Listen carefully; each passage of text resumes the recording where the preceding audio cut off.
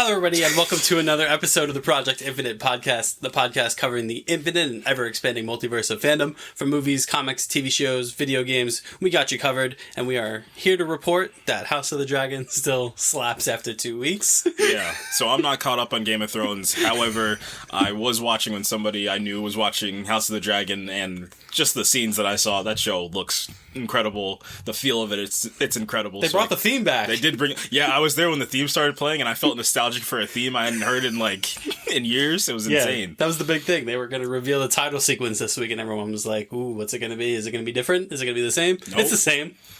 Play the hits. If it's not broke, don't fix it. Yeah, and you can't fix that. You can't. There's no improvements to be made. They did like a slightly different orchestral version, but it's that. It's the swooping across the world, and there's weird little things turning and twisting, and man, it's great. I loved it. But anyway, that was that was just an aside. That was an audible you pulled. That was incredible. Yeah, I had to talk about it because that show was really great after 2 episodes. But we're here today to talk about the Sandman. Yes. Man.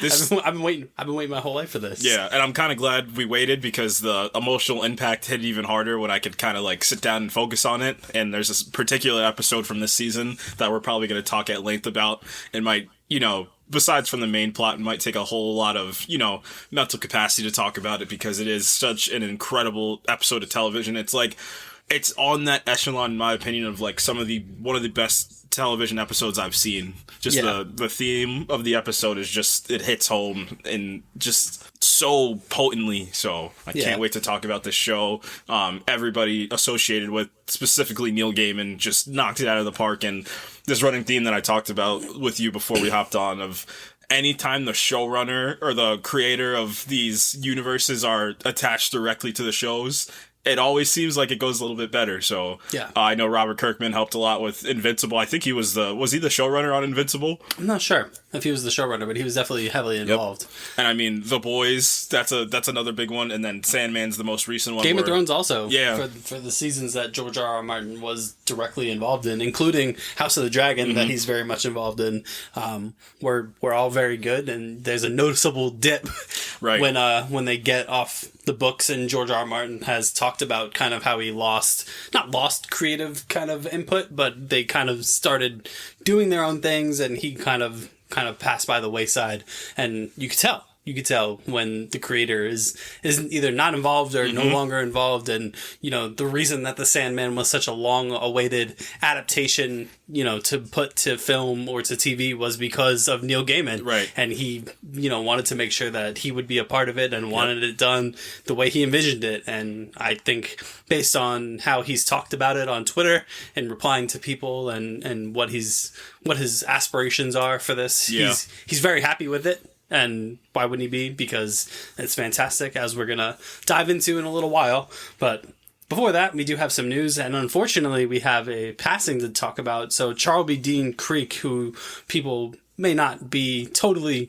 aware of, or because she was only 32, passed away at the age of 32 from an unknown illness at the time, and really, really sucks. Because we've kind of done these types of headlines before, and in general, when we've done them, they've been kind of older actors or actresses, and people in their 70s, 80s, people who have had these long, illustrious careers that we can look at fondly. And then, unfortunately, we're dealing here with an actress who was kind of just getting started in the industry and seemed to be quietly on the rise. And we know we were first introduced to her in Black Lightning, the TV series on the CW, Cyanide, where she was Tobias Whale's kind of silent assassin, Cyanide, and she was very magnetizing in that role. Of course, and I know she was going to debut in the new movie Triangle of Sadness, which actually won the Palme d'Or.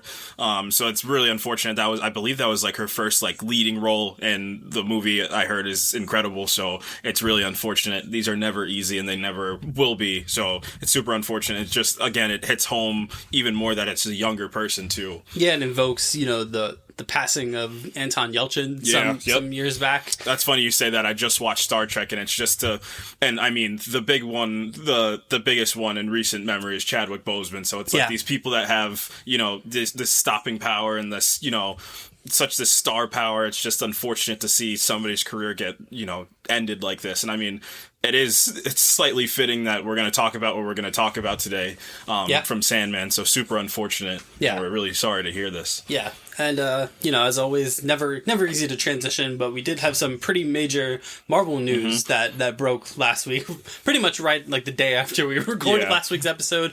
And that is, the cat is pretty much out of the bag at this point. We speculated on the director of the Fantastic Four, and the early rumors were that Matt Shakman was going to do it, and then that got confirmed kind of later in the week when he dropped out of Star Trek. Yep. And the prevailing wisdom is that he is indeed going to be the director of the Marvel Fantastic Four project, which we've started to learn a bit more about, and is supposedly going to be some type of sci-fi kind of film. So, I mean, there's been a whole lot of rumors running around, and I mean, you could take everything with a grain of salt. Absolutely, I think this is a perfect time to kind of, brush up on your knowledge of the Fantastic Four, because a great point was made. I think somebody said that we don't really need to do a full-out origin of the Fantastic Four. I personally disagree. I think the X-Men you don't need to do a full-out origin for, but I do think the Fantastic Four can get another redub. It doesn't need to be super involved, but whatever this new version looks like, and we're going to talk about some casting rumors in a second, but I think Matt Shakman's he's a solid pick. I mean, he's somebody that started Marvel Phase 4. Not for nothing, he was the first director in Marvel Phase 4, so he kind of knows the groundwork, and he has one of the biggest characters under his belt in that framework. So he's somebody that's kind of looking like the future of what this new phase is going to look like. And I mean, to your point, you said whoever directs the Fantastic Four, you wouldn't be surprised if that person directed Secret Wars. So we'll see if that comes true. Depending on how Shang-Chi 2 looks, I do think that Daniel Destin Cretton I do think he's gonna direct both Kang Dynasty and Secret Wars, but that family dynamic, I think, is what Matt Shakman really captured in WandaVision. So I think that's a solid pick. And the Fantastic Four are such this great, amazing group of explorers, specifically Reed Richards. He's one of the most interesting comic characters you can find. It's great family drama, so yeah, good pick. I think that's a good pick, and we'll see how that kind of plays out. Yeah, it's an interesting pick for sure, because I mean, his filmography aside from WandaVision isn't necessarily spectacular. Right. It's a lot of kind of lower budget things and things that people probably haven't heard of. Yeah. WandaVision is obviously the most notable thing he's done, and we haven't talked about WandaVision at length, but we both quite liked it. Yeah.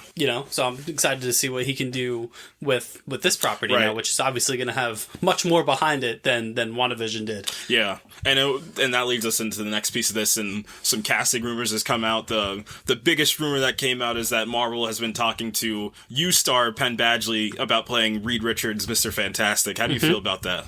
I think it's solid. I think it's, obviously we're at the point, I forget, we've definitely talked about this kind of concept before, where like we're getting into the phase with Marvel where like I feel like people are going to be mad no matter what, right? Because people have their preconceived ideas and notions, and we're getting into that fan casting kind of mindset now with Marvel, where we talked about last week with Iron Man, that wasn't the case. Marvel could pretty much pick whomever they wanted, and people would accept it.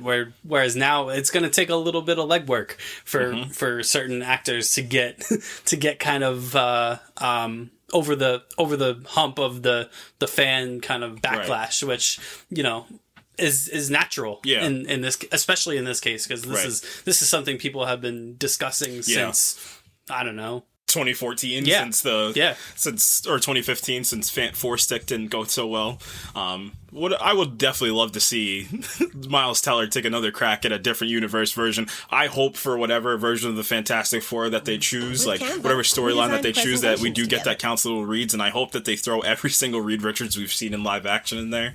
I slightly do wish that Yoan Griffin was the Reed Richards they picked for Multiverse of Madness, just at the sake that John Krasinski could have been the MCU's Reed Richards. But whatever direction they pick, I mean, Marvel's notorious for not missing on casting. They pick charismatic people that just are generating, laughs, heart. Like that's what they're great at. So I don't have a shadow of doubt they're going to make the right decision.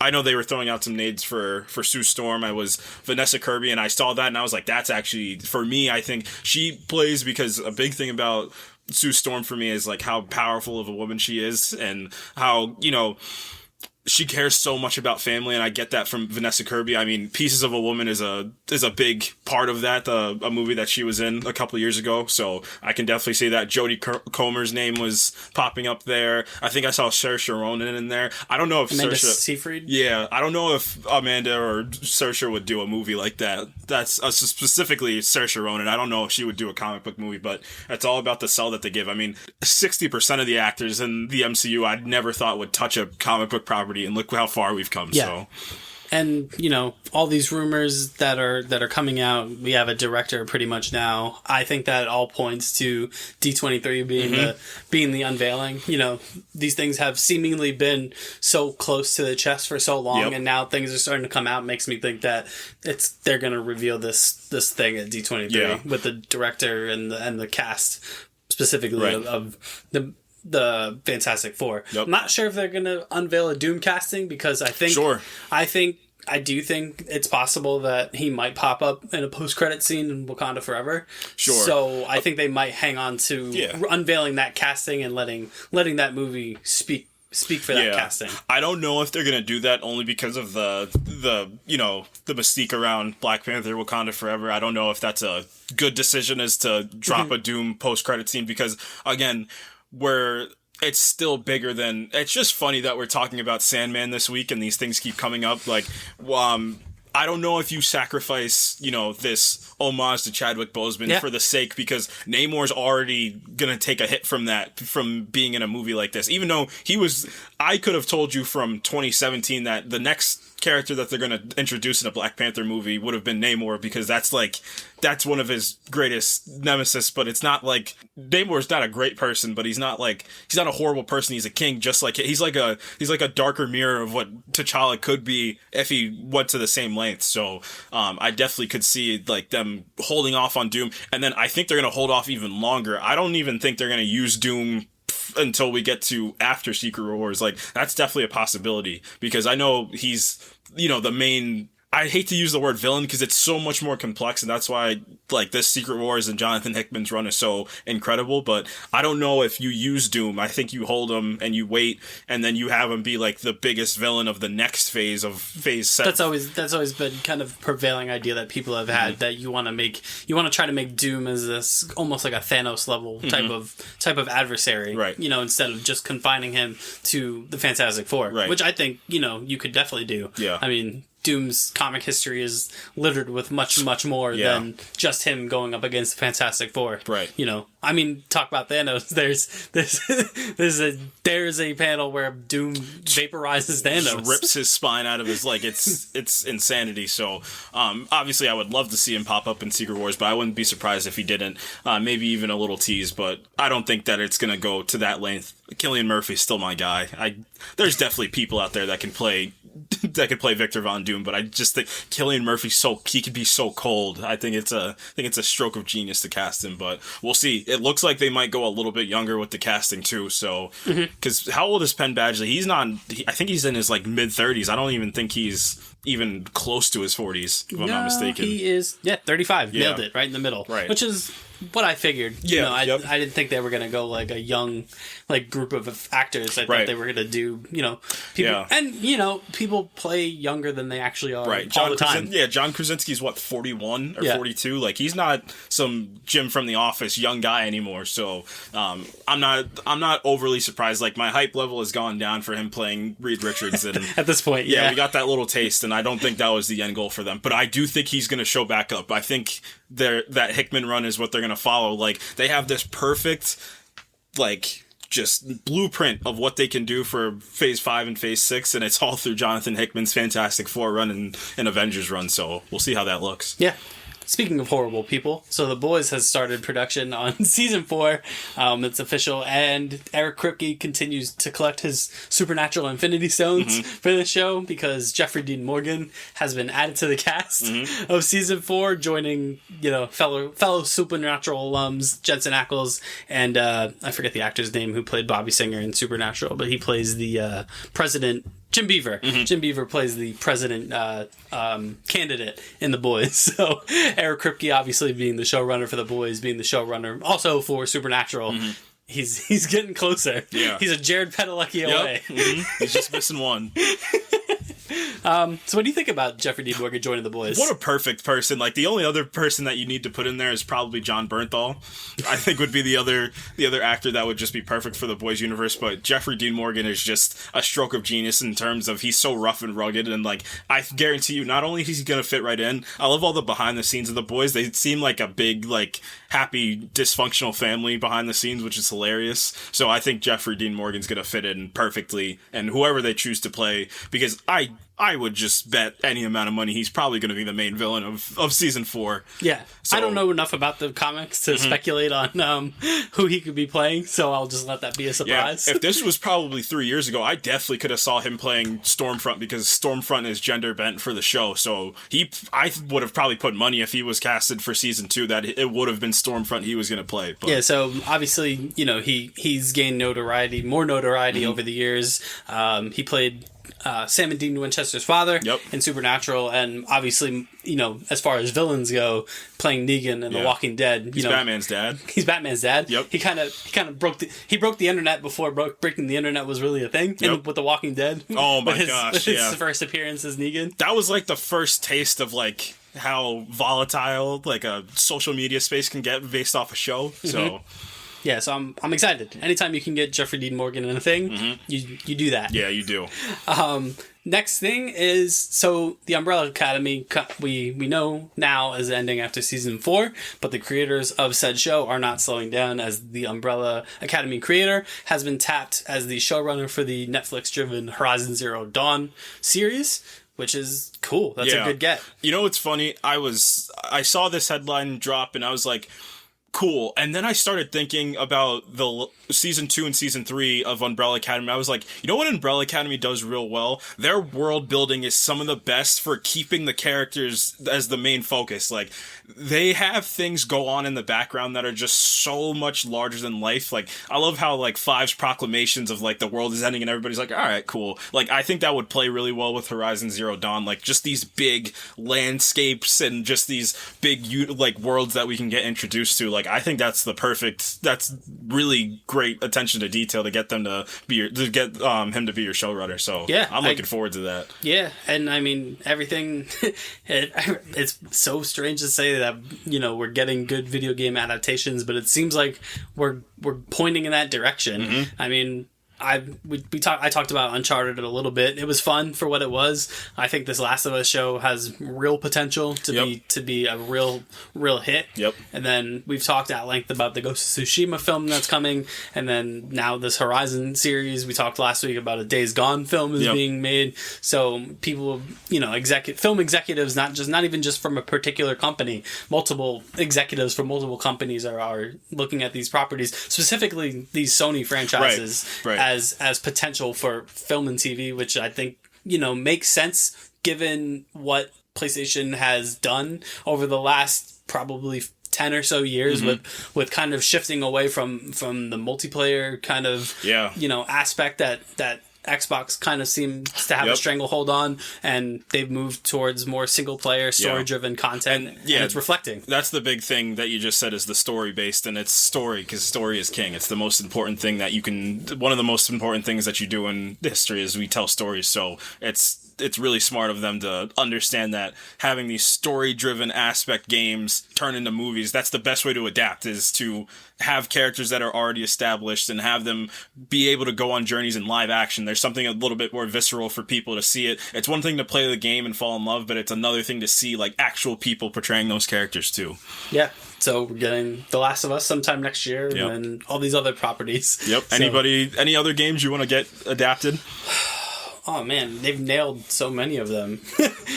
All the ones that I would have said, as far as the PlayStation side are the ones that they've done. Like as far as story driven stuff, like all the best ones I've played over the last however long have all been made or are being made. You talk about God of War, you talk about Uncharted, you talk about Tomb Raider was already done, you talk about Ghost of Tsushima, Horizon, all these things are being made. So I think they're striking while the iron's hot and doing all the best things that they could do. A lot of other stuff that could be done, it might be a little too high concept to do. When you talk about your Final Fantasies, your Kingdom Hearts, stuff like that.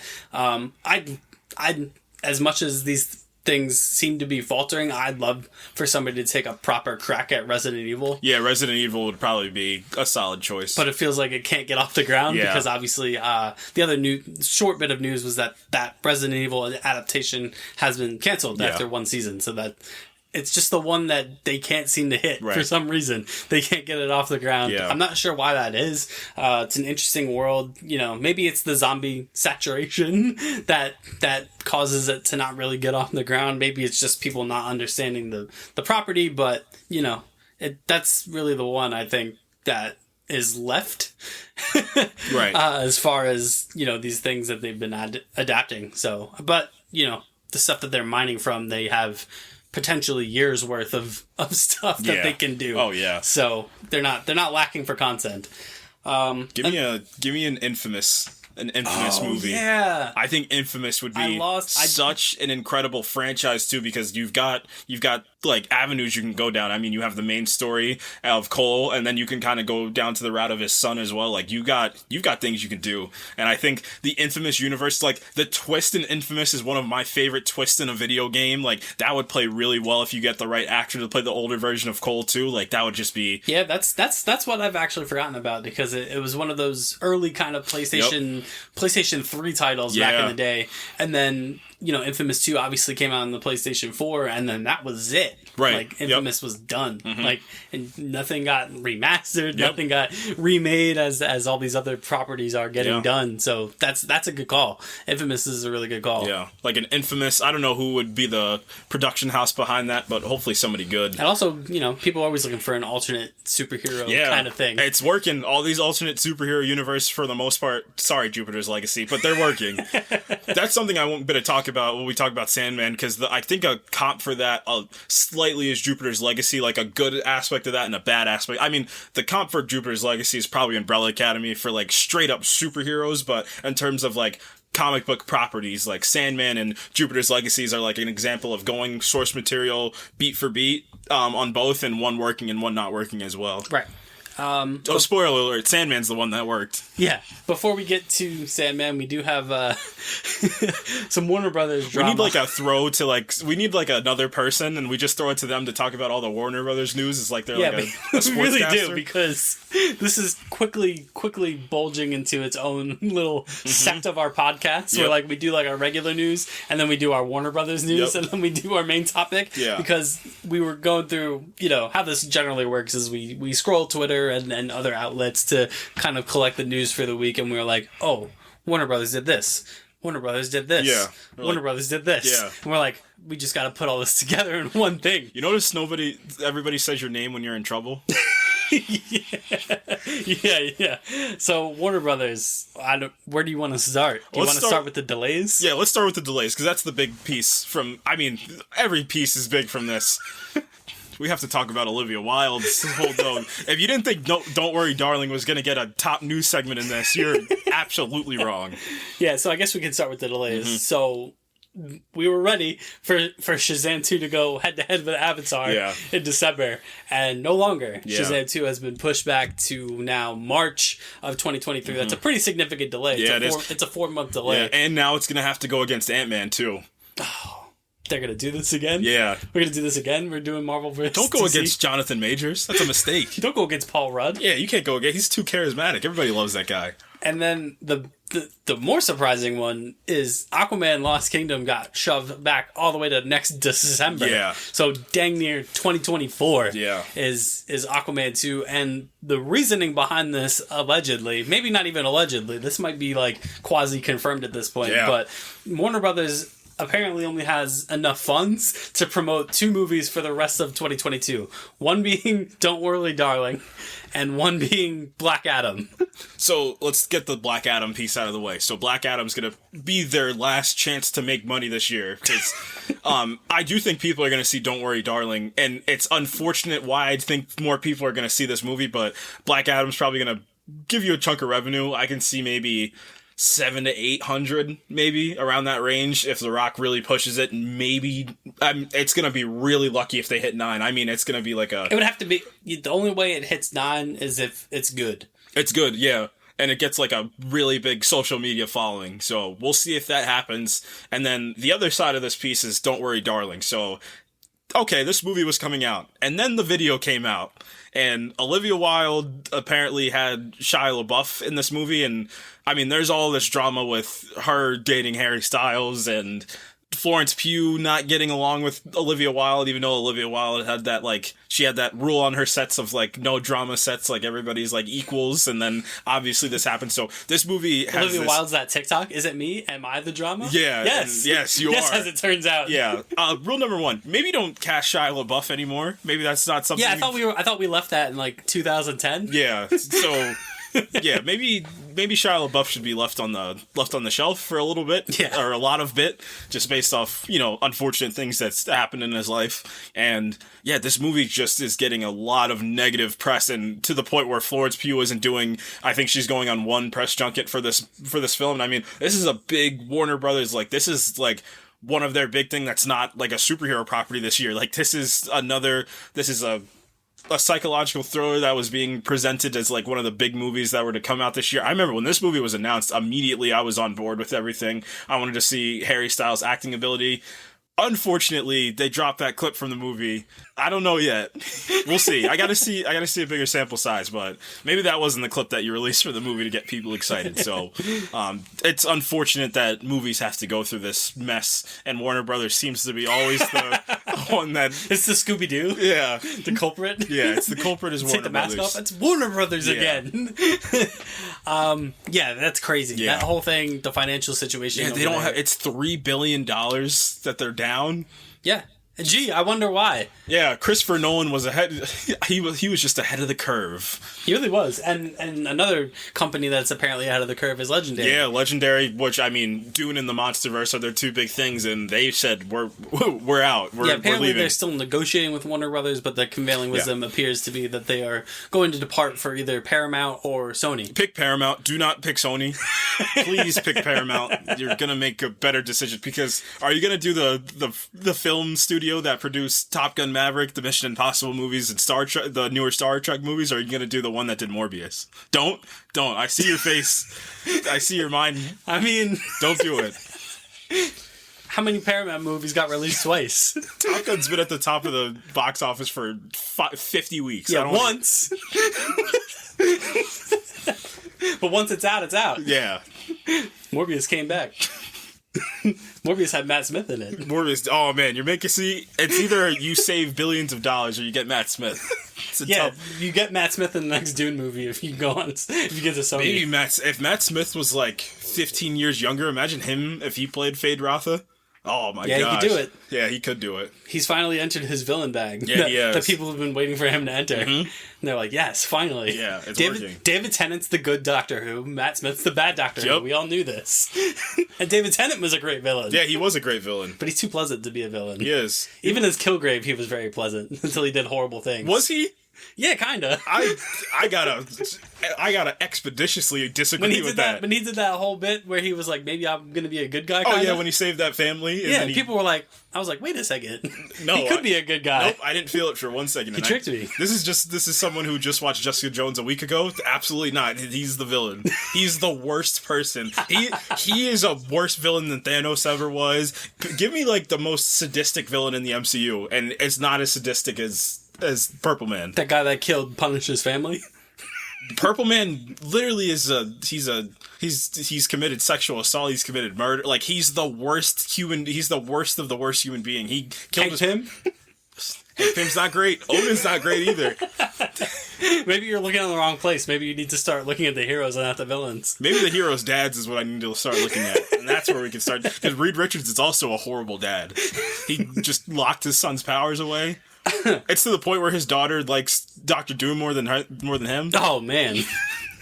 That is pretty bad. Yeah, it's bad dad. But yeah, what else is going on? Oh, The Flash. Yeah. We can't escape it, just like he's too fast. So apparently the Ezra Miller redemption tour is underway because they had their conversation with Warner Brothers, and Warner Brothers was like, good. Yeah, remember a couple weeks ago when we were like, they have 3 options? And we were like, there's no way they pick option A because it was But this isn't really option A. This is more like It's more like them doing option A. Yeah. Because, like, the true option A was, like, Ezra Miller was going to get out there and explain their actions to, like, people. But it just seems like Ezra Miller explained their actions to Warner Brothers. Right. And Warner Brothers was like, good enough for us. I bet that Ezra Miller walked into the room where The Rock was screening Black Adam, and then it was one of those like, hey, can we talk real quick? It's like, I'm busy, it's fine. Like, and then everything just got washed over, and they were like, Ezra Miller's back, and everybody's like, cool. The Warner Brothers execs were like, The Rock just looked over and was just like, do you mind? We're watching Black Adam. Yeah. With my Black Adam action figures. Yeah. What was that? What was that picture? I don't know. The Rock is so dramatic. I love He really it. is. He's so dramatic. It's so over the top. Yeah. It's nuts. And that might be why this movie works. Yeah. The Dr. Fate thing. Yeah, I was going to say, don't forget about Dr. Fate. Everything looks great. Yeah, I just don't know if the movie's going to be good. Mm-hmm. I'm getting a little concerned about... Because I don't like to be one of those people like, what's the plot of this movie? Because that doesn't matter until the movie comes out. But what's the premise of this? Like, what does this movie have to do with... It feels very just like Marvel Phase 1-y. Like, this feels like just Black Adam's origin story. Like, that's what this is going to be. Little Linkin Park at the end? Look, if you're going to do it, just do it now. Yeah. Strike while the iron's hot. Yeah. The trend is on fire right now. The internet is out of control. It can't be stopped. I might drop Linkin Park at the end of this episode of this podcast. That would be incredible. I need to think of... So, while we're talking about everything, I'm going to workshop some lines. So that way I could get ready, and then you could just end the episode with me going off about something. And then Linkin Park's going to start playing. But what else is going on in the world of Warner Brothers? So, coattailing off that Ezra Miller story, that apparently all is good, all is well, and we're going full steam ahead with this. And that The Flash apparently has been screened for some folks at Warner Brothers, or what? I never know how those screening works, and I always take those with a grain of salt, because sometimes people are like, this movie was tested the best it's ever been. Well, that's what this is. And it's funny that anytime it's a Warner Brothers property, it's always been screened the best since The Dark Knight. Yeah, so apparently that's the deal with The Flash, that this movie is the best thing since The Dark Knight, and I've heard that story before. And look, this movie could potentially be really good. Yeah. You know, I remember when we first saw that first teaser trailer, and we were like, yeah, this could be kind of cool. The suit looks great. Yeah, and then the Batman trailer dropped. And yeah, so, I mean, it potentially could be good. Do I think it'll be better than the Suicide Squad? No. I think the Suicide Squad is really special. Yep. I don't think it's going to be better than the Batman. I don't think it's going to be better than the first Wonder Woman movie. Yep. What else? I mean, I have one, but you're going to disagree with Man of Steel? Yeah. No, I can see a world where this is worse than Man of Steel. I just don't know what this movie's going to be. Me neither.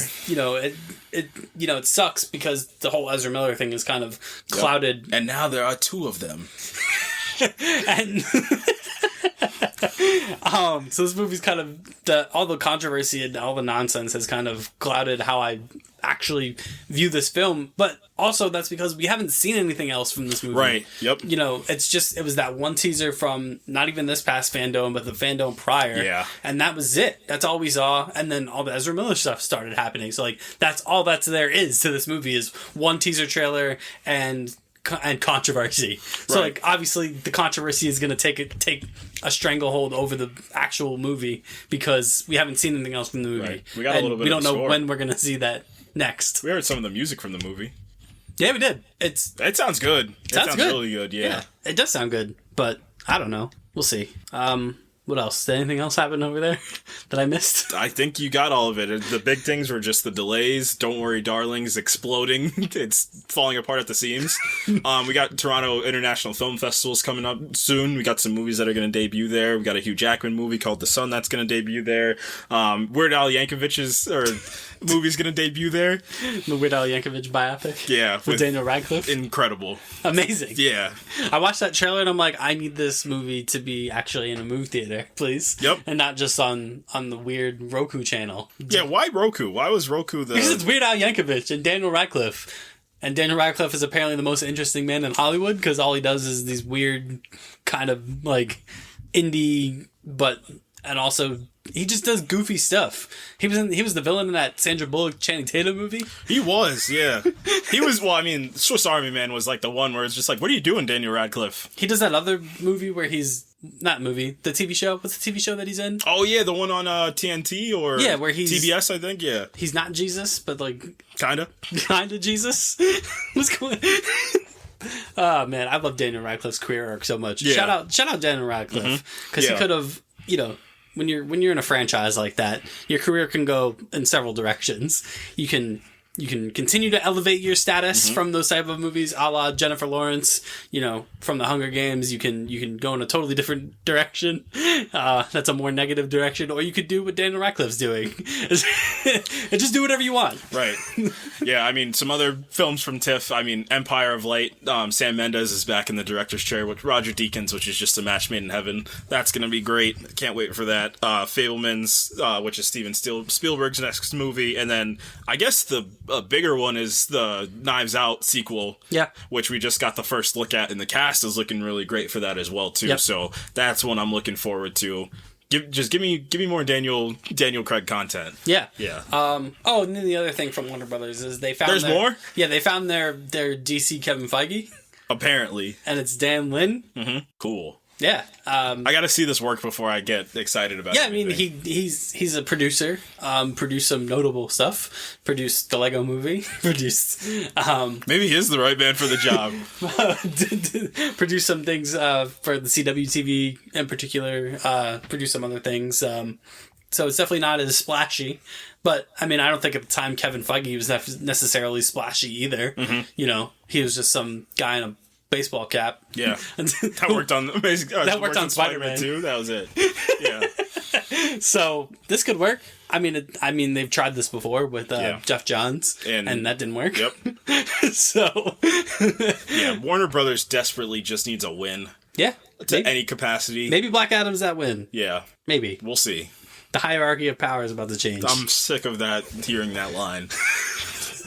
You think he's going to say that at the end of the movie? Nope. I do think that Henry Cavill is never going to play Superman again. At the end of the movie, he's like, the hierarchy of power in the universe has changed. What? No. We don't need we don't need Linkin Park. Make it happen. They should do that at the end of Secret Wars when the universe is being rewritten. And Optimus Prime shows up. He said, "What are you doing here, Optimus Prime? Just passing through." I'm here to give him a speech. I am Optimus Prime. Wow, that was great. Yeah, that was pretty solid. Just wait till I start doing my Sandman impressions later. All right, yeah. So we're done with Warner Brothers. They're in the past. Yeah. Until next week. Yeah, that's one place that owns some DC properties, but Netflix has got a DC property on its hand, and that's Neil Gaiman's Sandman. Yep. So after many years of potentially doing this and things being discussed and not quite working for Neil Gaiman because he wants us to be just as he envisioned it, we finally got it. We finally made it to Netflix, and it has done incredibly well as far as the viewership.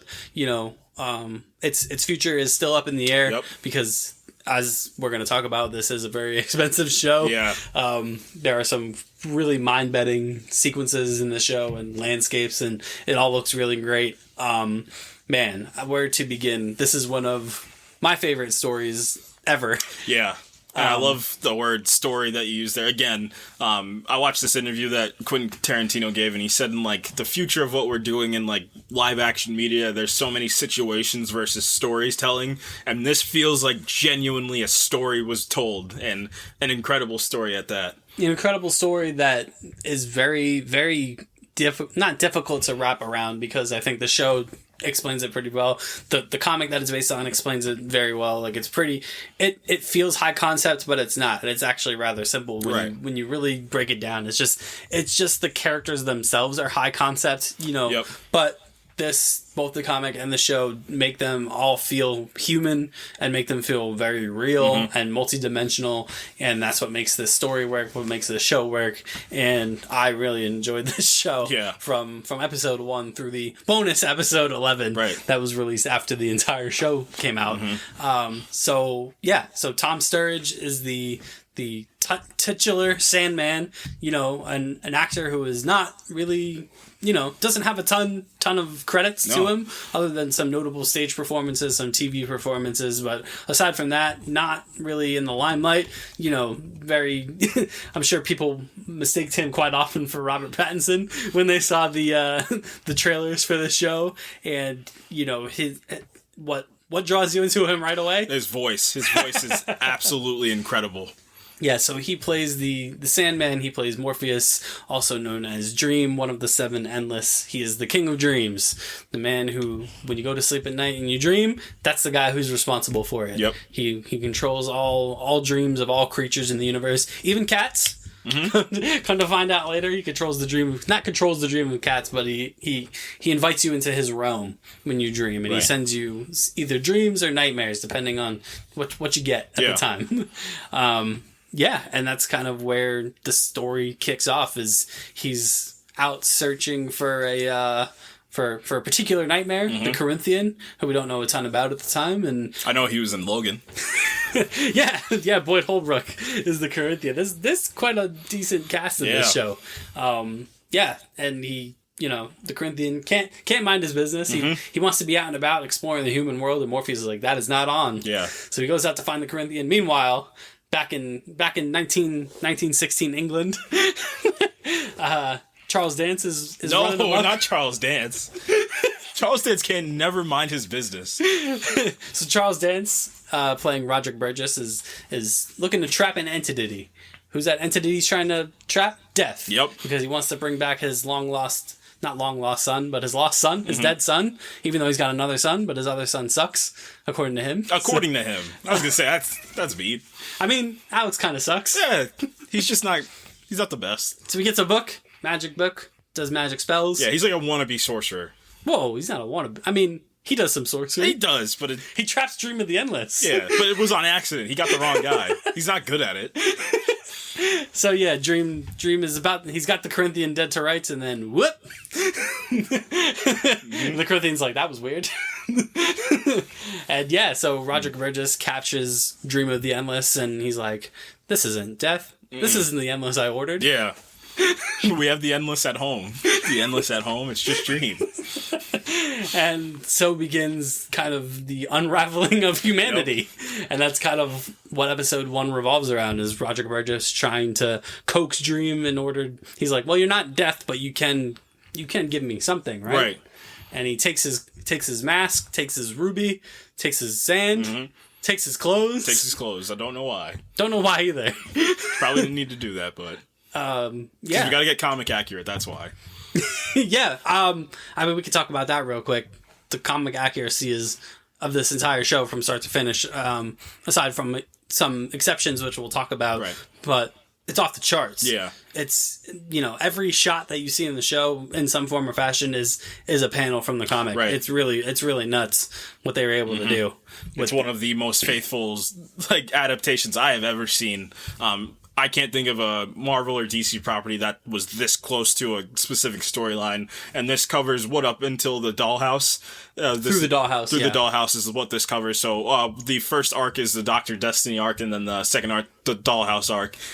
Just beautifully crafted storytelling, and yeah, it's the reason why Neil Gaiman is so just sought after and coveted in the comic book genre and like just storytelling in general, he just has such a command on like just the outer aspects of humanity. He just controls so well. I mean, that Eternals run is a perfect example of this. You're dealing with these immortal beings, and like he puts a timetable on immortal beings, if that makes sense, and he makes them real. He makes them down to earth and feel like actual people. Yeah, it's insane, especially as the character of Morpheus is introduced. He's introduced very quickly, and you're just expected as a viewer to be like, this is what this is.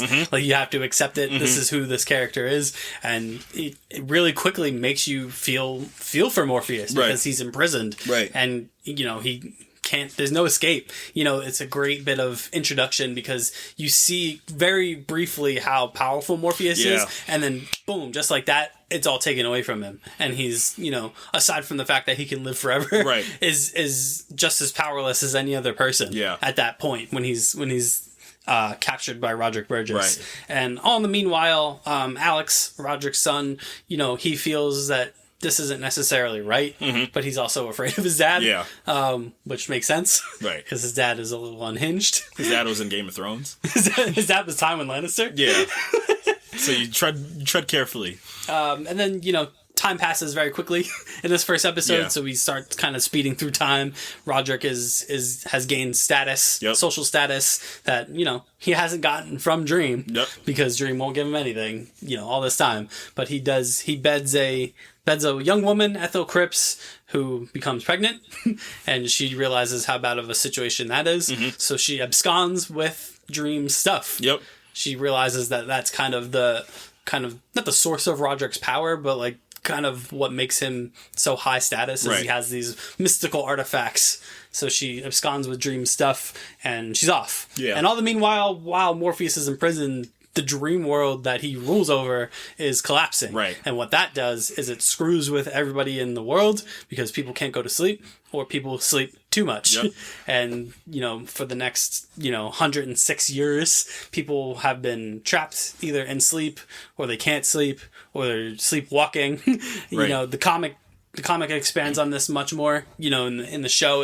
It's actually very tactfully done in the show because it just feels like this thing that is happening in the background. There's a specific reference to a young woman that falls asleep named Unity. Earmark that because it's going to become important later.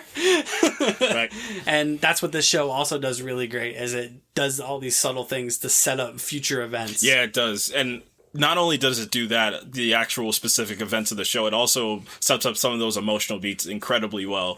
Some of the character beats and development is one thing that this show nails, specifically Sandman's, because of the journey that Morpheus goes on. It feels genuinely like a hero's journey. That's what he kind of goes on. And I love how gray it is too, because he does have to make decisions that are difficult, decisions that he might not want to make, and decisions that he thinks he has the power to make. But then episode 6, funnily enough, is the one where he kind of gets, or 5 into 6 is where he gains so much perspective on humanity specifically. And it even gets to, I had to jump the gun a little bit, when, who's at the end? Who is the 3 dreams that he needs to capture? There's Galt, there's the Corinthian, and then Fiddler's Green. Yeah, Fiddler's Green. The line that he gives, he tells the librarian, like, he's not the same Morpheus that I knew before he was imprisoned, and humanity did that to him. And it is just like this kind of, you know, mirror that we get to look at through the show of like what humanity truthfully is, because of the characters that are beyond the reach of humanity going to live in the waking world and seeing how they're changed based off these. Yeah, and I mean, Morpheus's true introduction to humanity is one of cruelty. Right. I mean, he sees that time and time again. Even when he kind of starts to maybe think that Alex might be good. Right. Alex kills Jessamy, his Raven,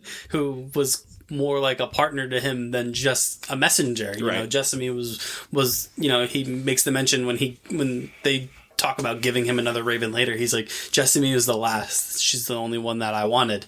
And he gets Patton Oswalt eventually. If you need a CGI character to show up to be kind of like a buddy cop, it's Patton Oswalt at this point. Yeah, very different from Jessamy, who was this kind of majestic kind of creature who really was trying to help Dream and almost got him out. Yeah. And then Alex guns Jessamy down. And that really seals it for Dream that, like, oh, so none of these people are good. Right.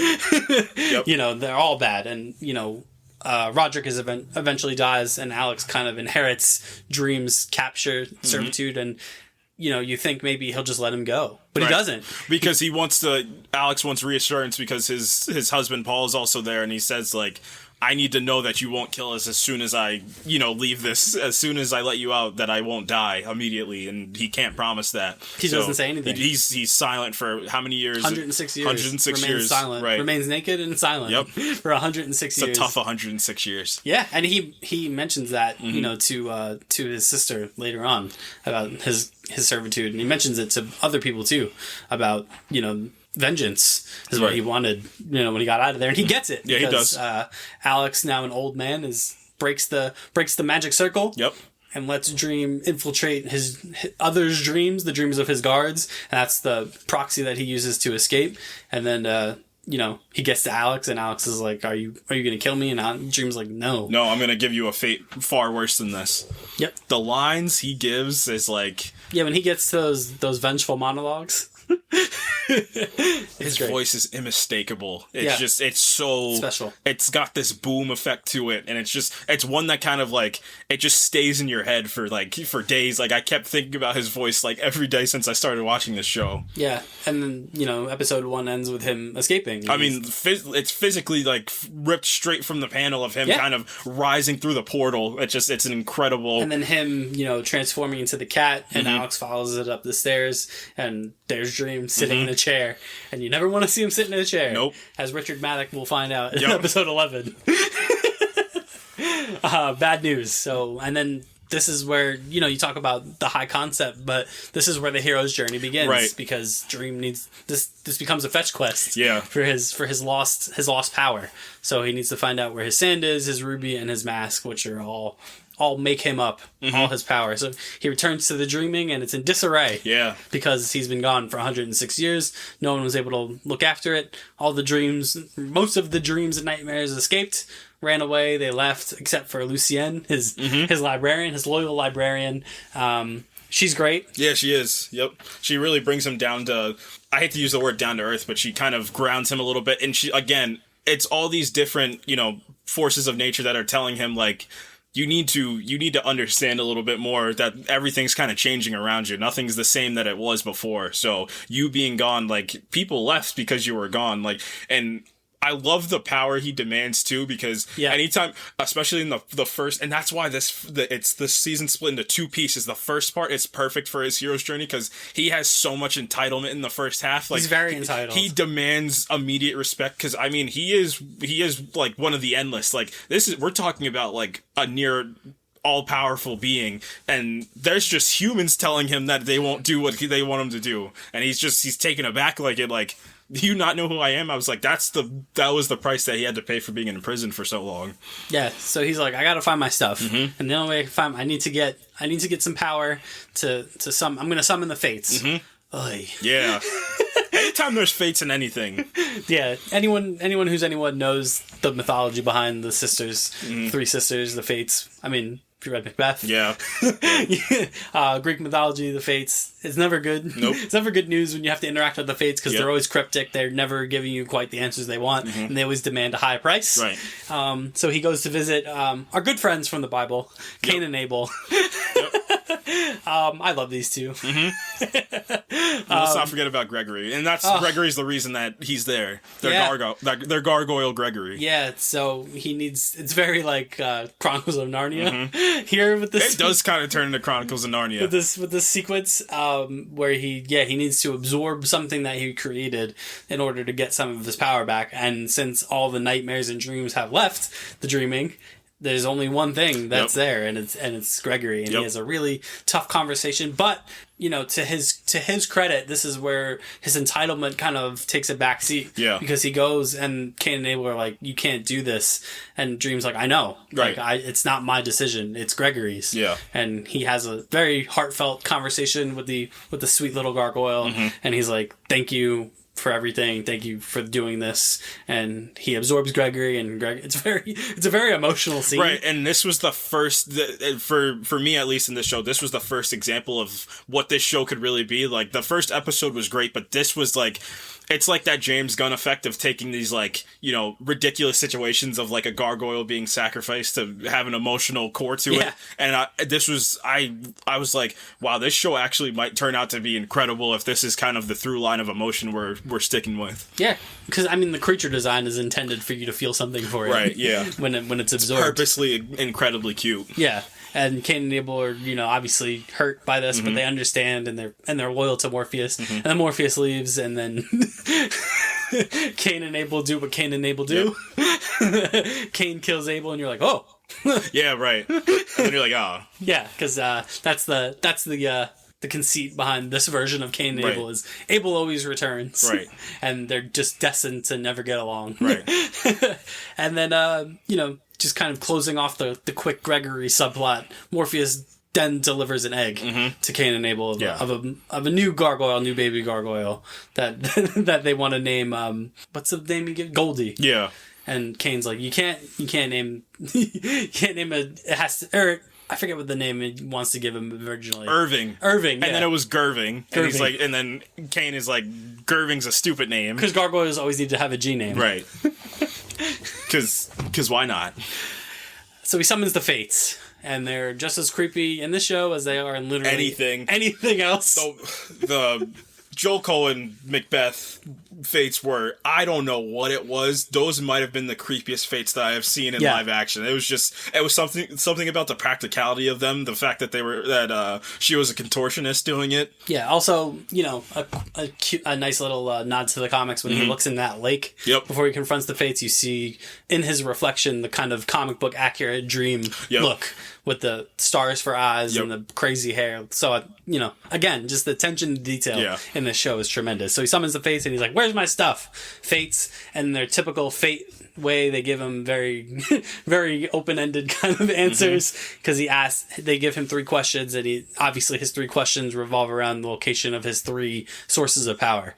The most direct answer they give him is the sand, when they literally tell him that a woman by the name of Johanna Constantine has it. Right. Because we got to develop this plot and get some more characters in there. Yeah, but I mean, they do give him pretty direct answers, but it's the fact that he can't ask a follow-up question is what's truly frustrating. It's like interviewing Greg Popovich. You're not getting anything. We should probably start doing basketball takes on here, because we talk about basketball every week. Talking to these Fates is like interviewing Greg Popovich. Yeah. You're never going to get... This isn't going to go the way you think.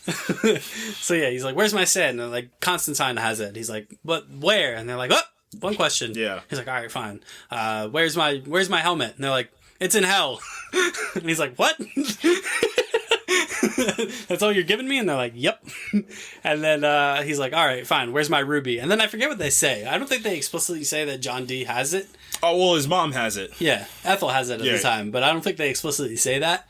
They're just like, it's with this woman that lied with the man that you got in prison. And he's like, what does that mean? Yeah. Like, 3 questions. 3 questions. Goodbye. Yeah. Y'all take it easy. I'm out. And then right before he leaves, he is gifted Patton Oswalt, his new raven, Matthew. Not as magical a name as Jessamy. No. And he doesn't want Matthew. He's like, go away, please. And it's still a biblical name. And Lucien's like, look, the last time you left, you got captured for 106 years. And Morpheus is like, I don't care. Leave me alone. And then, so episode 2 is like the bridge, basically essentially the bridge between episode 1 and 3. Right. Because now the next 3 episodes are him reclaiming the lost items. And the first one is he runs into Johanna Constantine, which this was the big source of contention for a few people. Yeah. That, because in the comics, this is a spot held by John Constantine, who everyone knows from DC Comics. Right. And from live action, from Matt Ryan. Yep, Matt Ryan plays, anytime he gets a chance to play Constantine, he does it. Whether it's in Arrow, whether it's in the DC animated universe, he's all over it. So, a lot of people thought at the time perhaps Matt Ryan would return for this. Several reasons that they didn't do that. Yeah. One, because it's very clear that they did not want this show to interact with the larger DC universe. Right. I mean, in the comic, there's Mr. Miracle and Martian Manhunter are in the comic itself. So this is a deviation from that, but I think it's a fine decision. No, I don't think there's any reason to get upset about it being Joanna Constantine, to the point where her ancestor was again another Joanna Constantine. Constantine. Yeah, Constantine. That reminds me of the Crisis on Infinite Earths episode where Constantine runs into Lucifer and Lucifer calls him John Constantine, and he's like, "It's John Constantine, mate," and he's like, "I don't care." Yeah, I'm Lucifer. Played by Jenna Coleman, Joanna Constantine she's great. Yeah. Most people will probably know her as Clara Oswald from Doctor Who, where she was David Tennant's right hand woman.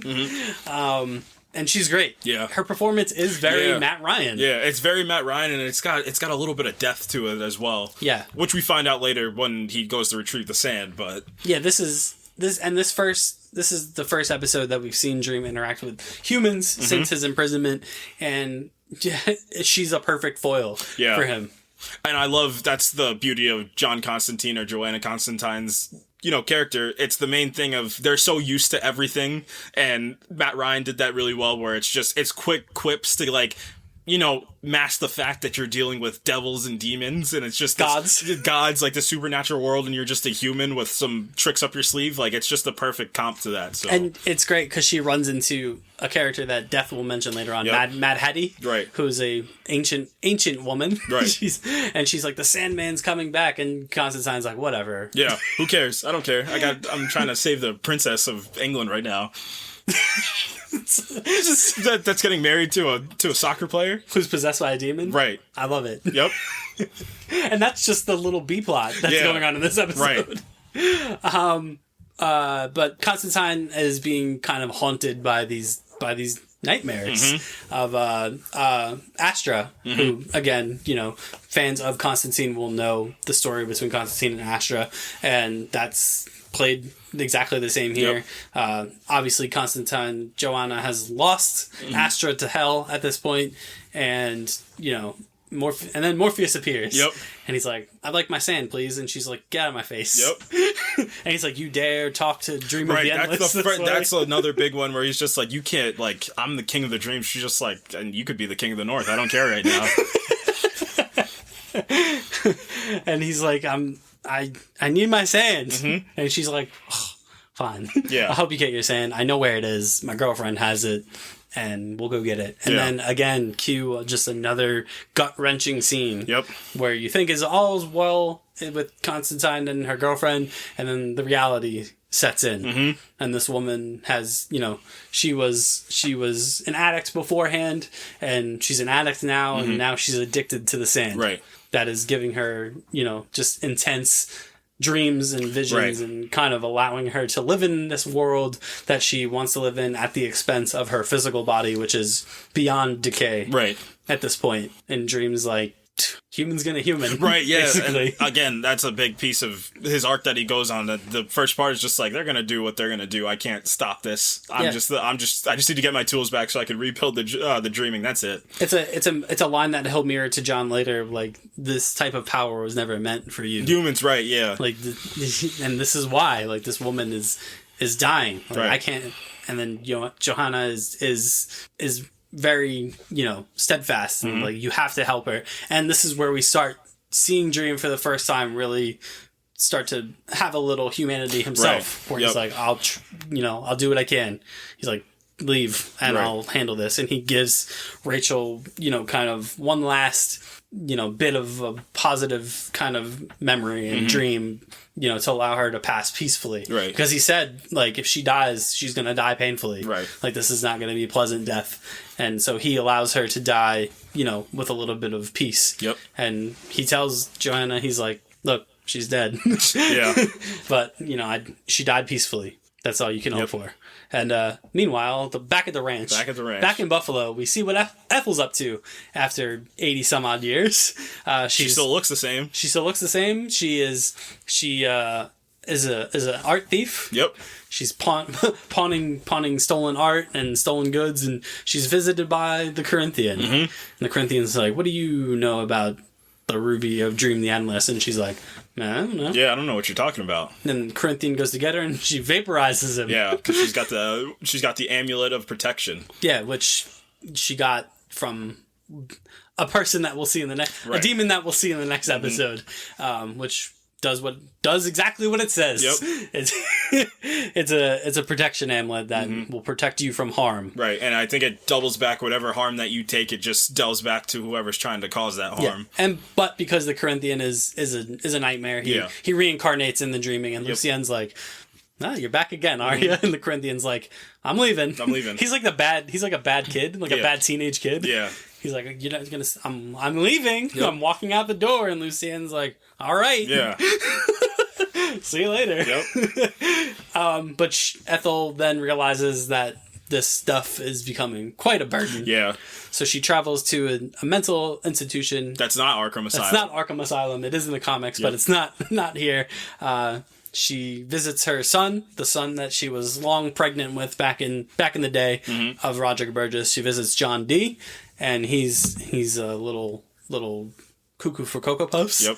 As you know, comic book fans will recognize that John Dee as Dr. Destiny, who we have seen before in Elseworlds. He was the conduit behind the whole Elseworlds crisis in the CW. He was just a crackpot college professor at that point. And he's a crackpot. Crackpot? So they have a little heart-to-heart. He's like, you need to tell me everything you need to tell me the truth. Yeah, for once, because he finds out that Roderick Burgess is his father. So that's a big reveal for him, obviously. No, Charles Dance is your father. No. No, I'm destined to be evil. I can't escape it. I'm gonna take on the King of the Dreams. But this idea of truth becomes very important to him. Yep. So she passes the protection amulet to John, and she's like, "Go find the ruby because it's gonna do." He's already obsessed with the ruby, and that's why it landed him in the mental institution. Because as we're gonna find out in the next episode, he's done some horrible things with that ruby and for that ruby, and now he's the protection amulet. Right. So now he's bulletproof. Yeah, essentially. Yep. And some guards try to stop him as he leaves not Arkham Asylum. Yeah, he does the Thinker from season 4 of The Flash. Yeah. Just exploding people left and right. This is a very gory. Yeah. Oh, show. Yeah. I didn't expect it. I thought this show was just going to be like regular PG-13, and then the first episode happened. I was like, oh heck no, it's not. Yeah, and then we'll get to episode 5. But oh my gosh, episode 5 is tough. Yeah, and I think episode 5 and episode 6 are a perfect mirror for each other because of how potent episode 5 was to get like a steady decline, and like instead of getting like the physical, you're getting the metaphysical in episode 6. Yep. So we're on to episode 4. We're going to hell. Yep. We got to meet Lucifer Morningstar. Yes. DC, you're Lucifer Morningstar from the Bible and from DC Comics. Your Lucifer Morningstar from the Bible might be the best one that we've ever done. So he goes to hell, and the gatekeeper is there, and he's like, Morpheus is like, let me in, you know who I am. And he's like, I don't care who you are, you need a ticket to get in to hell. Yep. Morpheus is like, no, I don't. Yeah. Again, do you know who I am is exactly who Morpheus plays in the first 5 episodes of the show. In the comics, this gatekeeper is Etrigan. Yeah. Oh man, a little piece of me wished this was kind of related to DC. Listen, man, look, can I rant for a second? Sure. And this is all Warner Brothers' fault, right? If they would have played this right? Because I'm thinking about the Watchmen TV show, and I mean, because Doomsday Clock was one of the biggest comics that's come out in the last 5 years. I think 5 years. I can't remember when that came out. I think it was 2019 or whatever. Think about if this show was even remotely canon, if DC was doing anything remotely right. Imagine that. Imagine if this was just, you just saw and it was just going, and then Martian Manhunter just showed up, and like we had a Mr. Miracle up to this point. Mr. Miracle just showed. Like, imagine if that was the show we were dealing with. That would have been insane. Yeah, and if that was the case. Yeah, yeah. So yeah, that's a fun little bit. So he's like, take me to Lucifer, please. I want to see your boss. Mm-hmm. Can I speak to the manager of hell, please? Yep. So along the way, he is encountered by a former lover who quickly recognizes him. Mm-hmm. What does it mean? We won't find out this season, but again, that's just one of those things. So that is Nada, who in the comics she's from the city where mankind began. Mm-hmm. And again, it's one of those things that we're just going to put that there, and we're just going to expect you to remember that if we get a season 2 of this, because that's going to become important later, because it's clear that her and Dream were lovers in the past, and he says, you know, I'm glad to see you, but I still haven't forgiven you. And you're like, ooh. What'd you do? What does that mean? Yeah. He just kind of leaves. Yep. He leaves her. He changes form, you know, to the form that she remembers him as, which, again, is something the Endless can do, is take form of different looking people. Yep. So relax about the castings, please, because they can take any form that they want. That's what I'm saying. We're talking about a show where there's a bird that talks and can travel dimensions. Yeah, and this bird does not like where they are. Yep. Because Morpheus is like, we're going to hell, and he's like hell? Yeah. Because I believe the conceit. He's just what's his name from Fallen Order? Greaves. That's exactly who Matthew is. Yeah, because he was a man in his past life. We're going to Mustafar. Yeah, he was a man in his past life who did some. Not a great man. Not a great man, but he got reincarnated as Dream's Raven. So congratulations on your promotion. Yeah. So he gets there, gets to hell, gets to the top of the hell tower, and there's Lucifer, played by Gwendolyn Christie, and she is just magnificent. Great. She's great. You know, great casting, because obviously Gwendolyn Christie is very tall, and Lucifer has this very commanding presence. Right. She's got big black wings. Yeah, but there's something subtle about it, which I love too. Yeah, she you know, because, you know, if you know the story, the fallen angel Lucifer is God's favorite angel, becomes the ruler of hell. So she has that demonic side, but she has this grace about her that she's got the white hair, she's got like the perfect skin, like it's just that like you can tell like this was an angel at one point, and you know, she's great. She's great. I mean, I have the comic right here. If you look at what Lucifer looks like, obviously the inspiration in the comic was David Bowie, right? But Gwendolyn Christie still looks very much like the Lucifer that you get in these in this comic. Right. So it's great. And then he's like, "Where's my helmet? You know where my helmet is. I know a demon has it." She's like, "Well, which demon?" And he's like, "I don't know." She's like, "Well, call all the demons then." We're having a party. It's a demon party. Yeah. And you're invited. And by that, he's able to use his psychic link with his things, and he's like, "I know who has it. It's that guy right there." Yeah. And he's like, so Lucifer brings this demon up to the tower, Chronozone, and he's like, "It's my helmet. I traded it with a human for a thing," which is the amulet of protection. Right. So he obviously traded the amulet to Ethel for the mask. Why does he want the mask? It's the same thing as from Thor Ragnarok, Carl Urban's character. Behold, my stuff. Yeah, because the helmet doesn't really do anything. Right. At least the sand gives you power over dreams. The ruby gives you, has dreams power in it. But the helmet's just a helmet. He just needs it. Isn't it something where it helps him see? Yeah. A little, It creates like. But this guy doesn't know how to do that. Yeah. He's just a demon. He's just like a run-of-the-mill demon. So Morpheus is like, "I know how this goes. Yeah. Trial by combat." Right. And then you're thinking, if you don't read the comic, you're thinking, all right, we're gonna fantasy fight. Yeah, we're gonna get like, all right, cool. We're gonna get like a straight up fist, like it's gonna be a cool fight. Yeah. Nope. So they each they choose a champion, trial by combat style. Morpheus is like, "Well, it's either me or the Raven." So Matthew, you want to take a shot? And Patton also goes, "I'm good, boss." So Morpheus is representing himself, and then a court of law. And then the demon's like, "I choose my boss." Yeah, my boss. And then this is a detraction from the comics. In the comics, Chronozon himself takes Dream on in this contest, but in the show, I think very wisely, it's Lucifer. It draws a direct conflict between these two very powerful entities. Right, and I mean, he kind of sets it up too by saying that Lucifer's too powerful too. Like, I don't know how I'm gonna do. Like, she is way too powerful for me to do this, but.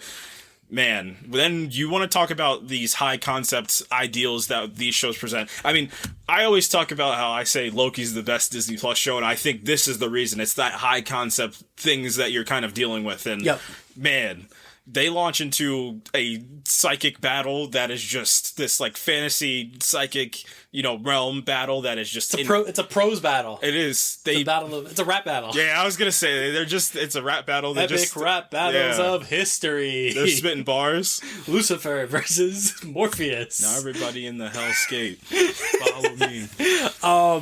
So they invoke a contest of wits. Yep. Which is very intense, as opposed in the comics, the battle between Chronozone and Morpheus is very kind of played for like comedy a bit. Mm-hmm. They raise like a club out of the ground, the Hellfire Club, and it's in front of like all the demons, and there's a microphone involved. It's very good. But the show, however, it is very intense. So the conceit is basically you have to choose, you have to speak into existence an avatar, and then your opponent has to then create an avatar that can conquer your avatar. And then you go back and forth until somebody yields and can't come up with something. Right. So it starts very physical. Lucifer starts with a direwolf. Yeah, right. Lucifer gets the direwolf, and then a direwolf, by the way, which is hilarious because Gwendolyn Christie obviously was a loyalist to House Stark. Yep. In Game of Thrones. So I gotta think that's a little nudge at that. It's a direwolf in the comic. Oh, is it? Is how Lucifer opens. It's just a fun bit. Given who portrays Lucifer in this, I thought that was fun. And then so she starts with a direwolf, and then Dream becomes a hunter. Man. And then it's off to the races. I am a hunter. Man, his voice is just This is where it's on full display, really. Good. And they go back and forth, and then the stakes keep getting raised and raised until Dream invokes the power of the universe. Right. And you're like, whoa. Okay. Well, first he does the power of the earth. Yeah, so we get the power of what does he say? A world. He's like the power of a world, and then she counters with, "I'm a supernova." Yeah. I'm like fire breathing. I'm planet. And in the meantime, this is a detraction from the comics where they feel the pain of the thing that they're being overtaken by. So he is feeling the force of a supernova. Yeah, what's really great about that is because we're talking about these all-powerful beings, so this is a good way for them to fight versus like them physically hitting each other, because what's the limit? That's like the Superman complaint. Like, what more or less can they take for believability? Like, this feels more real because it's concepts that are kind of being thrown at them versus physical things. Yep. So she counters with the Nova, and then he counters with I am the universe. I am the universe. And you're like, whoa. Yeah. This is getting trippy. And then Dark Side stand up. I am anti-life. Yeah, and that's it. Like, you think, like, what is more power? Dark Side's like, I've been waiting my whole life for this. She's spitting right now. Yeah, she's anti-life. And Dream, it looks like he's on the ropes. Yeah. And then he gets a cornerman Rocky style talk from Matthew. You gotta get back in the game, Rock. But he's like, you can't. Yeah. Because Dream's like, I don't know, what do you combat death? Not death, but anti-life. Yeah. With and then Matthew tells him it's dreams. It's the thing that you do. Dreams don't die.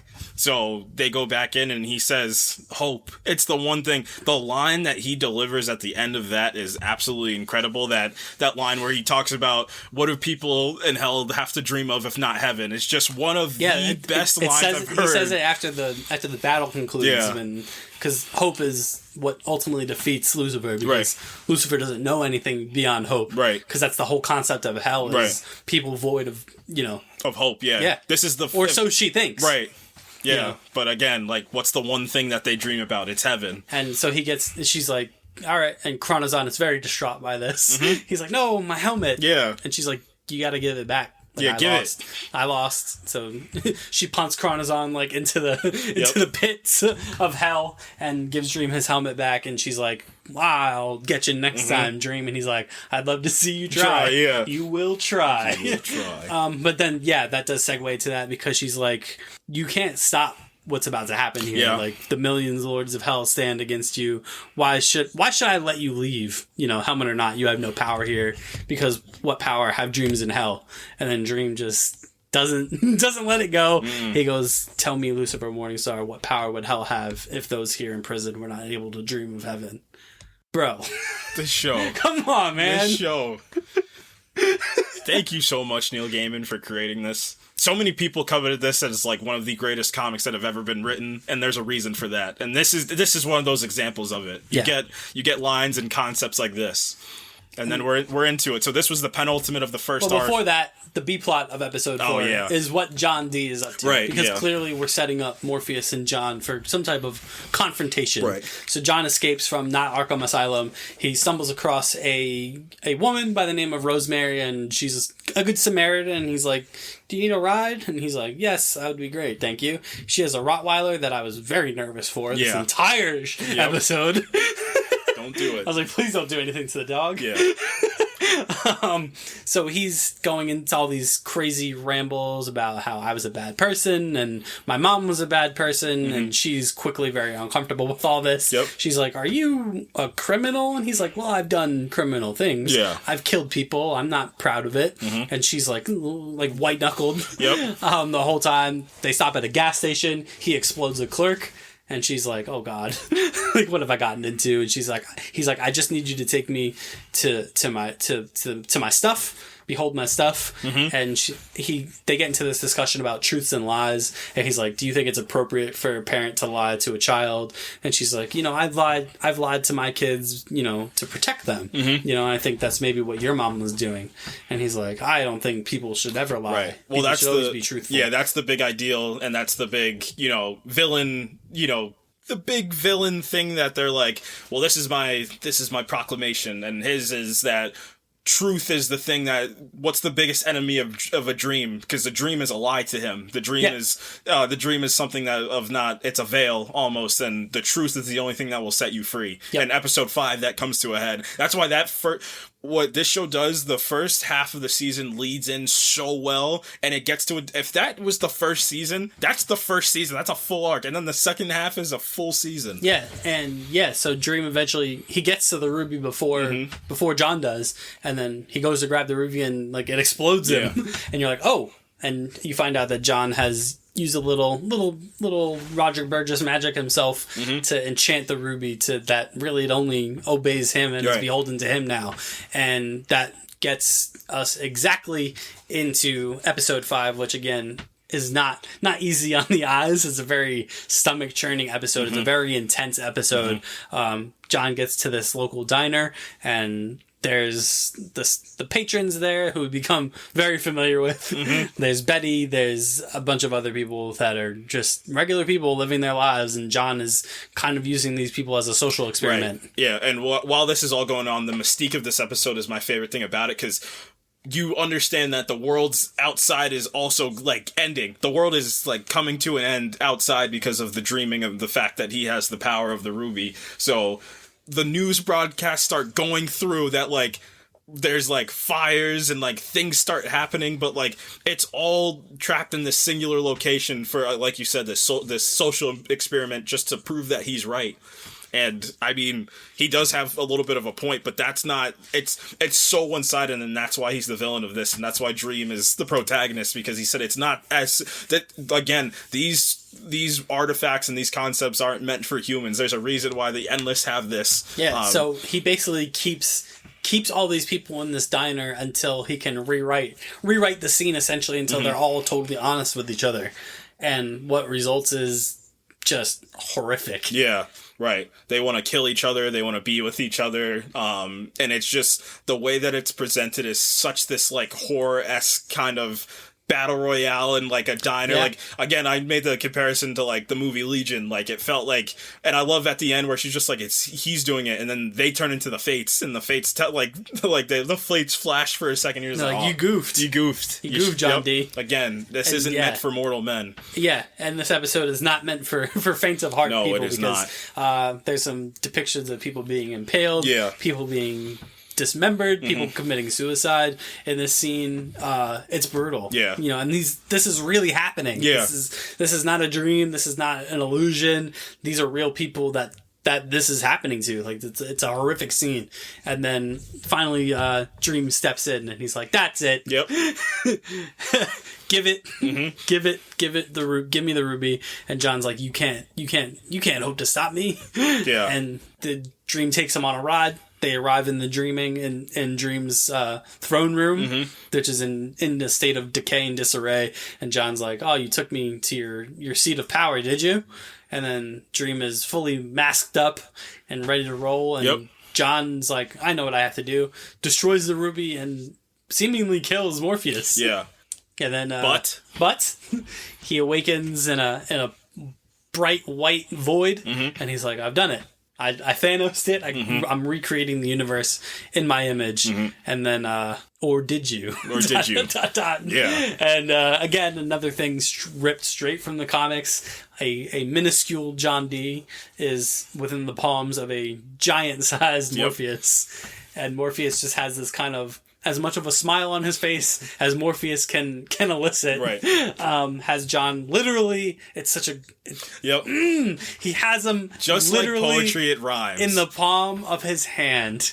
And he's like, "Thank you, John, because I never realized how much power I put in that gem. Yep. And now that you've destroyed it, I'm back. I'm back. So thank you." He's like, "But, I understand, like, the gem did this to you, and, again, this was not meant for humans." And John's like, "Are you going to kill me?" And Morpheus is like, "I could, some might argue that I should. Yeah. But I'm not going to, which again is perfect for the from the beginning arc of the show, where all he wanted was vengeance. Right. And this is the last descendant of the man who imprisoned him, of Roger Burgess, and he opts not to kill John outright. He just puts him back in Arkham Asylum. Not Arkham Asylum. Not Arkham Asylum. Puts him in an eternal state of dreaming and sleep, and leaves. Yep. That's it. That's all he wants to do. And then as he leaves, we see the first appearance of another one of the Endless, Desire. So Desire is an androgynous being that takes no form, male or female. So Desire, you can see, potentially was the creator of these machinations, potentially, that set every event in place. Right. And then, episode 6. The Sound of Her Wings, my personal favorite episode of this entire So I show. think what we could do is maybe we can just talk about the plot real quick, and then we can go to 7, 8, 9, 10, and then come back to this, because I think this is, again, I believe this is one of the greatest episodes of television that I've ever watched. Yeah, and interestingly enough, that's a smart idea to do that, because this episode does almost seemingly take place in a vacuum. Yeah. Like the two stories that take place in this episode, with the day with his sister and then the Hobgoblin story, are almost independent of the rest of the show. Right. This is more for Morpheus's development, but I think this is supposed to be more of a reflection piece, not for just Morpheus, but for ourselves too, for the audience. So let's talk about episode 7. So we find we have a new character, a new fighter has arrived in the form of Rose Walker. Yeah, we're into the second half of this show, and the second half brings about a new entity, but again, the big a new threat,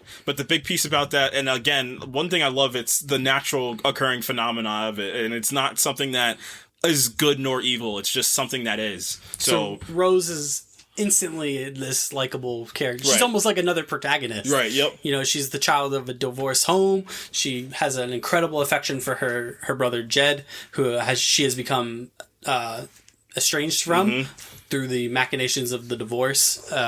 She has no idea where her brother is. He was put in the foster care system and was basically never heard from again. Yep. So we don't know what's going on with him. Her mother dies, and he's, foster home, and she's been trying to find him and claim guardianship. And the whole conceit behind Rose Walker is that she is what is known as a vortex. Right. So just a circumstantial human being, just gifted or cursed, you could say, with the ability to attract and manipulate dreams. Right, and she can break down the barriers in between dreams, and that's particularly threatening, because if the barriers between dreams start to erode, it's almost like an incursion from Marvel. You're an incursion from Marvel Comics. And it would mean the end of the dreaming and the end of Morpheus. Right, because if the dreaming ends, then the world could end, and probably will end. And has happened before. Right. Morpheus will mention to Rose later on that I've failed before to stop a vortex, and a world was obliterated, and I don't want that to happen again. The unfortunate thing about that is, in order for that to be stopped, the vortex must die. Right. So this immediately puts Rose and Dream on a collision course. Yep. Unknowing to her. Right, and what I love about this, too, is the affection that Morpheus was gaining throughout the season, or the first half of the season, and then the kind of collision course he goes on with John is so juxtaposed to this one, because before it was much more natural for him to put an end to John, but he didn't need to kill him. This time, he needs to kill her to get this done. So it's like, all this love and affection is specifically episode 6, these things that you're learning about humanity, kind of, this is the path that you have to choose. Again, this is a machination of both desire and despair, who are Morpheus's younger siblings. They have manipulated this series of events, one of which is directly, because now we travel all the way back to episode 1 at the innocuous name drop of a young girl named Unity, who has fallen asleep, that being Unity Kincaid, who we come to find out is Rose Walker's grandmother, and she had fallen asleep for 80 some odd years, and she says that she's only really had 17 years of life. So in a way, she's younger than Rose herself. Right. And she learned of Rose and made it her mission to take care of Rose as much as she was able to. And at this point, Rose has been under the care of Lyta Hall. Right. Who, again, this is where the comics kind of detract a little bit. Because Lyta and her husband are part of the comics and part of generally more DC lore as So Lyta is Steve Trevor and Wonder Woman's daughter, and Hector is Hawkman and Hawkgirl's son. So in the Sandman comic, that is much more kind of laced. They in the comic are more part of the storyline with Galt. Which again in the comics is different, but for the purposes of the show, they would be in that storyline with Galt and Jed, kind of playing heroes essentially. Right. Keeping Jed confined in the dream world. And in this, Lyta is kind of Rose's caretaker. Yeah. With her deceased husband, Hector. And they go to England, they meet Unity, and in the show, she's her great-grandmother. In the comic, it's her grandmother. Little things. Right. I mean, it's more of like a time thing, because it's not the 80s, it's not the 80s, 90s anymore. It's the 2020s. Right. So Morpheus knows that Rose is a vortex, because Lucien's like, there's a vortex about Morpheus is like, I know. And another thing to ground Morpheus a little bit more, it's the fact that he says, there's even things I don't know about. I don't know why this keeps happening. And also, it's also a very small but important note when she goes, the vortex, it must be killed, and he goes, it's a she. Yep. Not an it. Right. So he knows exactly who it is. Yeah, and he's going to use her because the vortex, again, collects dreams to them. So there's 3 missing dreams and nightmares from the dreaming. Everyone else is back. Yep. Everyone else is accounted for. The 11,062 or something like that. 3 are missing. So there's Galt, who is like a shape-shifting kind of nightmare. There's Fiddler's Green, a dream that is essentially the dreaming version of Paradise. Yep. And the Corinthian, of course. Yep. That Corinthian. Just running amok. Yeah, so his plan is to use Rose. He loves cereal. His plan is to use Rose to gather these dreams and rotate them. But in order to do that, he realizes that he should help Rose find his brother Jed. And he realizes that he can't. He can't find Jed in the dreaming or the waking world. And he's like, that's interesting. And he's like, Galt must be behind this. Again, another detachment from the comics. Galt is an inherently creation for the show.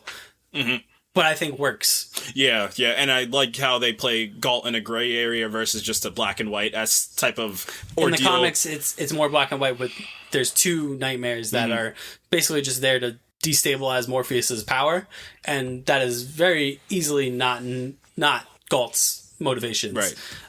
In the meanwhile, Rose appears in the dreaming.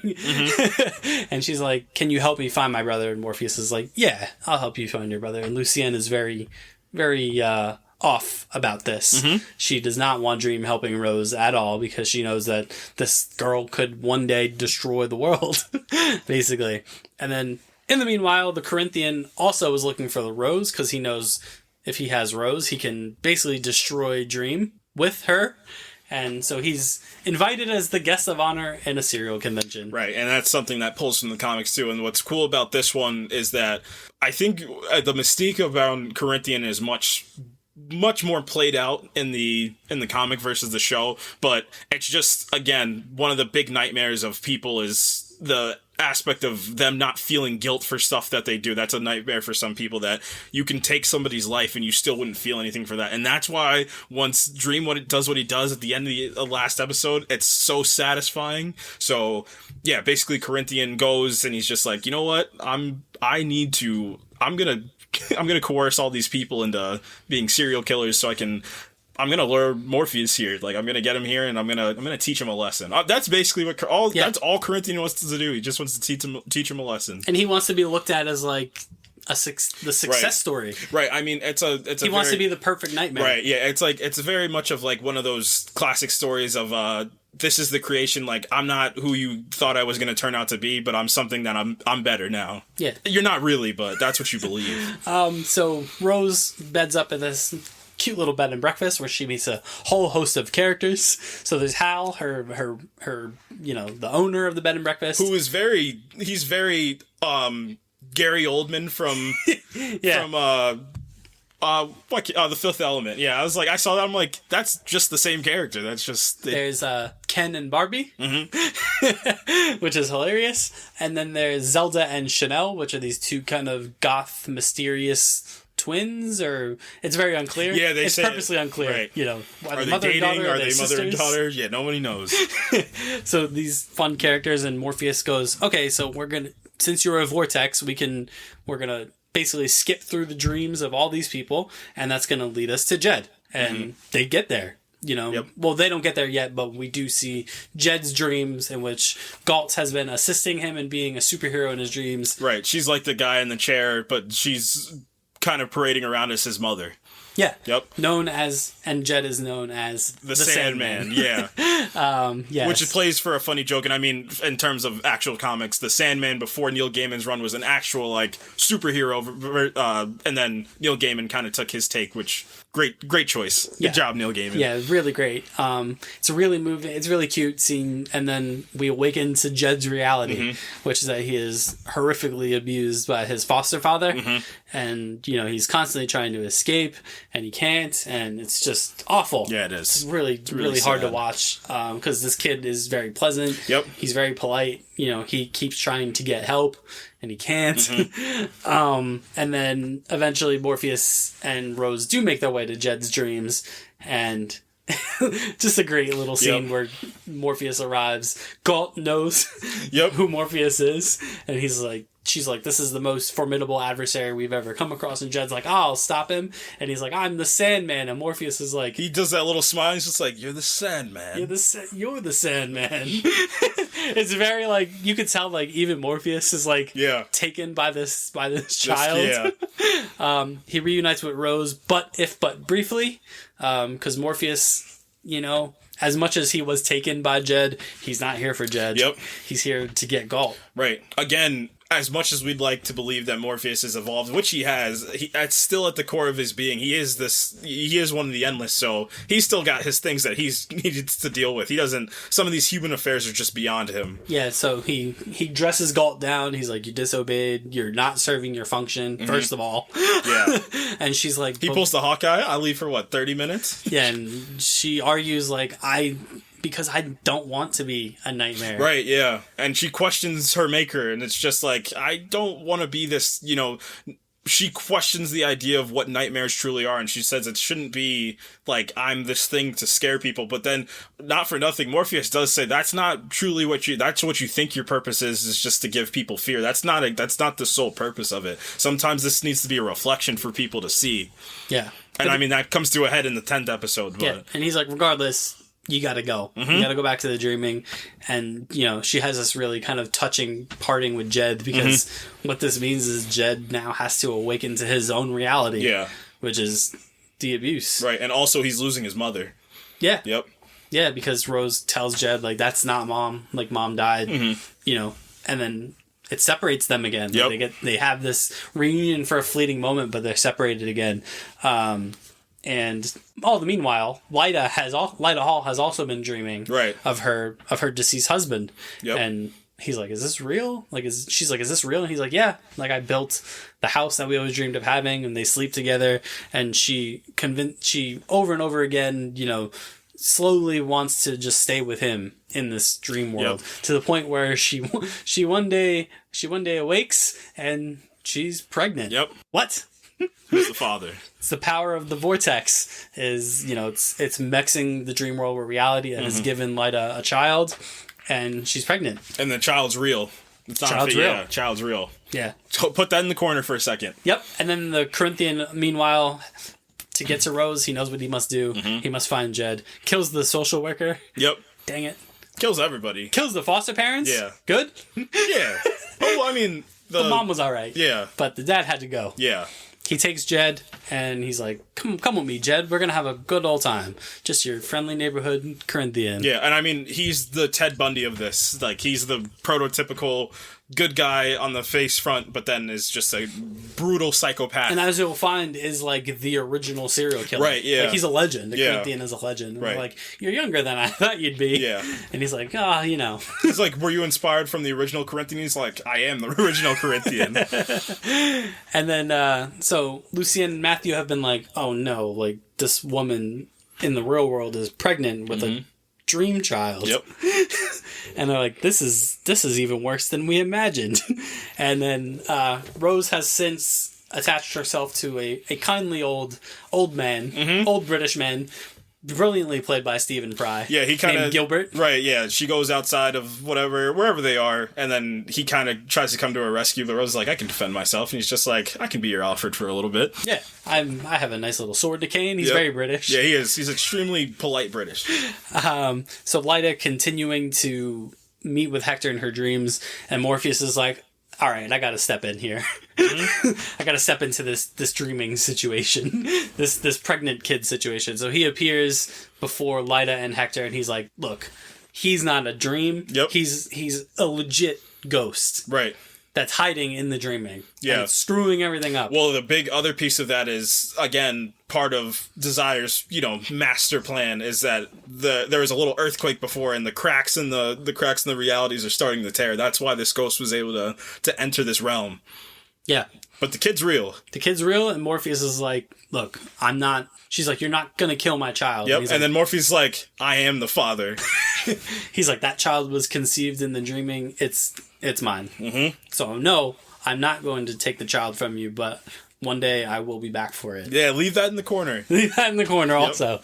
And then he banishes Hector from the dreaming. Yep. Because he's like, you're a ghost. You have to actually go to either hell or heaven. Wherever you're going, you got to go there. Much like your parents do over and over again. Yeah. So yeah, Rose and Gilbert arrive at the hotel. Yep. Where the serial convention is. It's so brilliantly crafted and put together. Just played for this show's pretty funny. This show is it is a decently legitimate funny. convention of notorious serial killers. Yeah. They all have little name tags. Mm-hmm. They're holding panels. Yep. It's like a serial killer Comic-Con. Right. Yeah.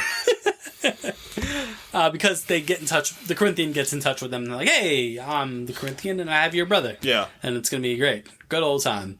And then they're like, Gilbert's like, why is it a serial convention? There's no children. Yeah. You think that would be a pretty big demographic of this. Yeah. So they're doing all that. And then, so Gilbert eventually sees the Corinthian and they lock eyes. Yeah. Well, the Corinthian locks, because he's got teeth for eyes? Teeth for eyes. Locks his teeth for eyes with Gilbert's real eyes, and Gilbert's like, oh, God. Yeah. You're the Corinthian from DC Comics. You're the Corinthian from the Dreaming. Yeah. So he leaves Rose, and he's like, I'm sorry, but I gotta go. Yeah. And then, so he gets back to the Dreaming, and you realize that Gilbert is not just a dream, but he is the final missing dream. He is Fiddler's Green, who just wanted to be a human guy. Right, and that's a common theme that keeps playing amongst all of these. They either want to help or they just want to be a human. And much to, the development of Morpheus, of how kind of one-sided his philosophy was versus where it's kind of gained, and all the other beings in his realm, how they talk at length about, how humans humans aren't that bad and how they kind of just wanted a taste of what real life in the waking feels like. Yeah, and he snitches on the Corinthian. Yep. who is poised to deliver the keynote address at this serial convention. I love it. They kill another guy. Yeah, they do. Because he was masquerading as the boogeyman. Yeah. And they're like, Corinthian's like, the boogeyman's dead. And they're like, how did you know? He's like, I know. Yeah, I know. Trust me. I'm the guy. So they kill this other guy. Him and the doctor, and I forget who the other one is. I know she's also a doctor that operates. Yeah. And so the Corinthian, he leaves Rose and Jed to their devices. He's like, look, you can leave anytime you want. If you want to leave, leave. Mm-hmm. You know, if you're gone by the time I come back, I'm not going to chase you. Whatever. Right. I got what I wanted because Morpheus is coming here. Yep. And Morpheus does arise, you know? And then, Corinthian's plan's coming, it's coming to a head. Because Morpheus, confronts Rose. Right. And Rose finally tells her. Rose is getting... She's kind of taking his power, essentially. She's kind of gaining so much power, she's becoming uncontrollable to the point where Morpheus is becoming, not borderline, but he's becoming slightly mortal himself. Yeah. To the point where Corinthian stabs him. It was very, I forget what it was. He's just like, you stabbed me? So the Morpheus interrupts the Corinthian and he hits him with the Homelander or the Soldier Boy. Yep. You're a disappointment. And he's like, I created you to be like the perfect nightmare, and you just use that power to create a bunch of lunatics. Yeah.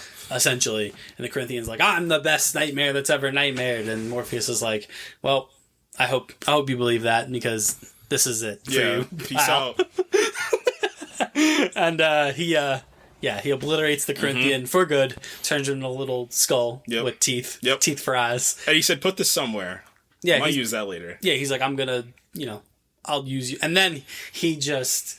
unloads on these serial killers. And again, that line delivery that he gives is just so great. I mean, the penance that they have to serve now is that they are going to feel every bit of guilt that they've ever felt for killing every single last one of their victims. It's to the point where some of them start committing suicide. A good portion of them do. Like, it's just they're finally mortified by, because they're given the humanity that they've lacked. Right. Yeah, man. And it's another kind of tough to watch. Even though they're serial killers, it's still a pretty tough to watch scene because these people, they're killing themselves, they're turning themselves into the police, they're distraught, they're self-harming themselves because they're instantly overcome with the guilt of killing countless individuals, And, so now, at this point, Lyta has informed Rose of her situation and that Morpheus is a villain in her eyes. Like, he's gonna take my child, but you can do this, Barry. Now run. You can stop it. You can do this, Rose. Now dream, Rose, dream. And Lyta, because Rose is like, I don't want the world to be destroyed. Like, if Morpheus has to kill me, then he has to kill me. Like, I'm willing to accept that. But Lyta's like, no, absolutely not. Yep. Like, you have the power to stop this. Like, you're a vortex. Like, he might be the king of the dreaming, but you're the thing that can destroy all the dreams. So. Yeah. So what are the odds you really destroy the world? Yeah. And Rose is like, yeah, maybe you're right. So we get to a big confrontation in the dreaming as Lyta is in the hospital pregnant. Because now the dreams, Hal's dreams and Chanel's dreams and Zelda's dreams and Barbie's dreams are all colliding. The dollhouse. Yeah, they're meeting with each other and they're like, what is happening? And Rose is like, it's me. Like, I'm the drama. Yep. And Morpheus is like, you are the drama.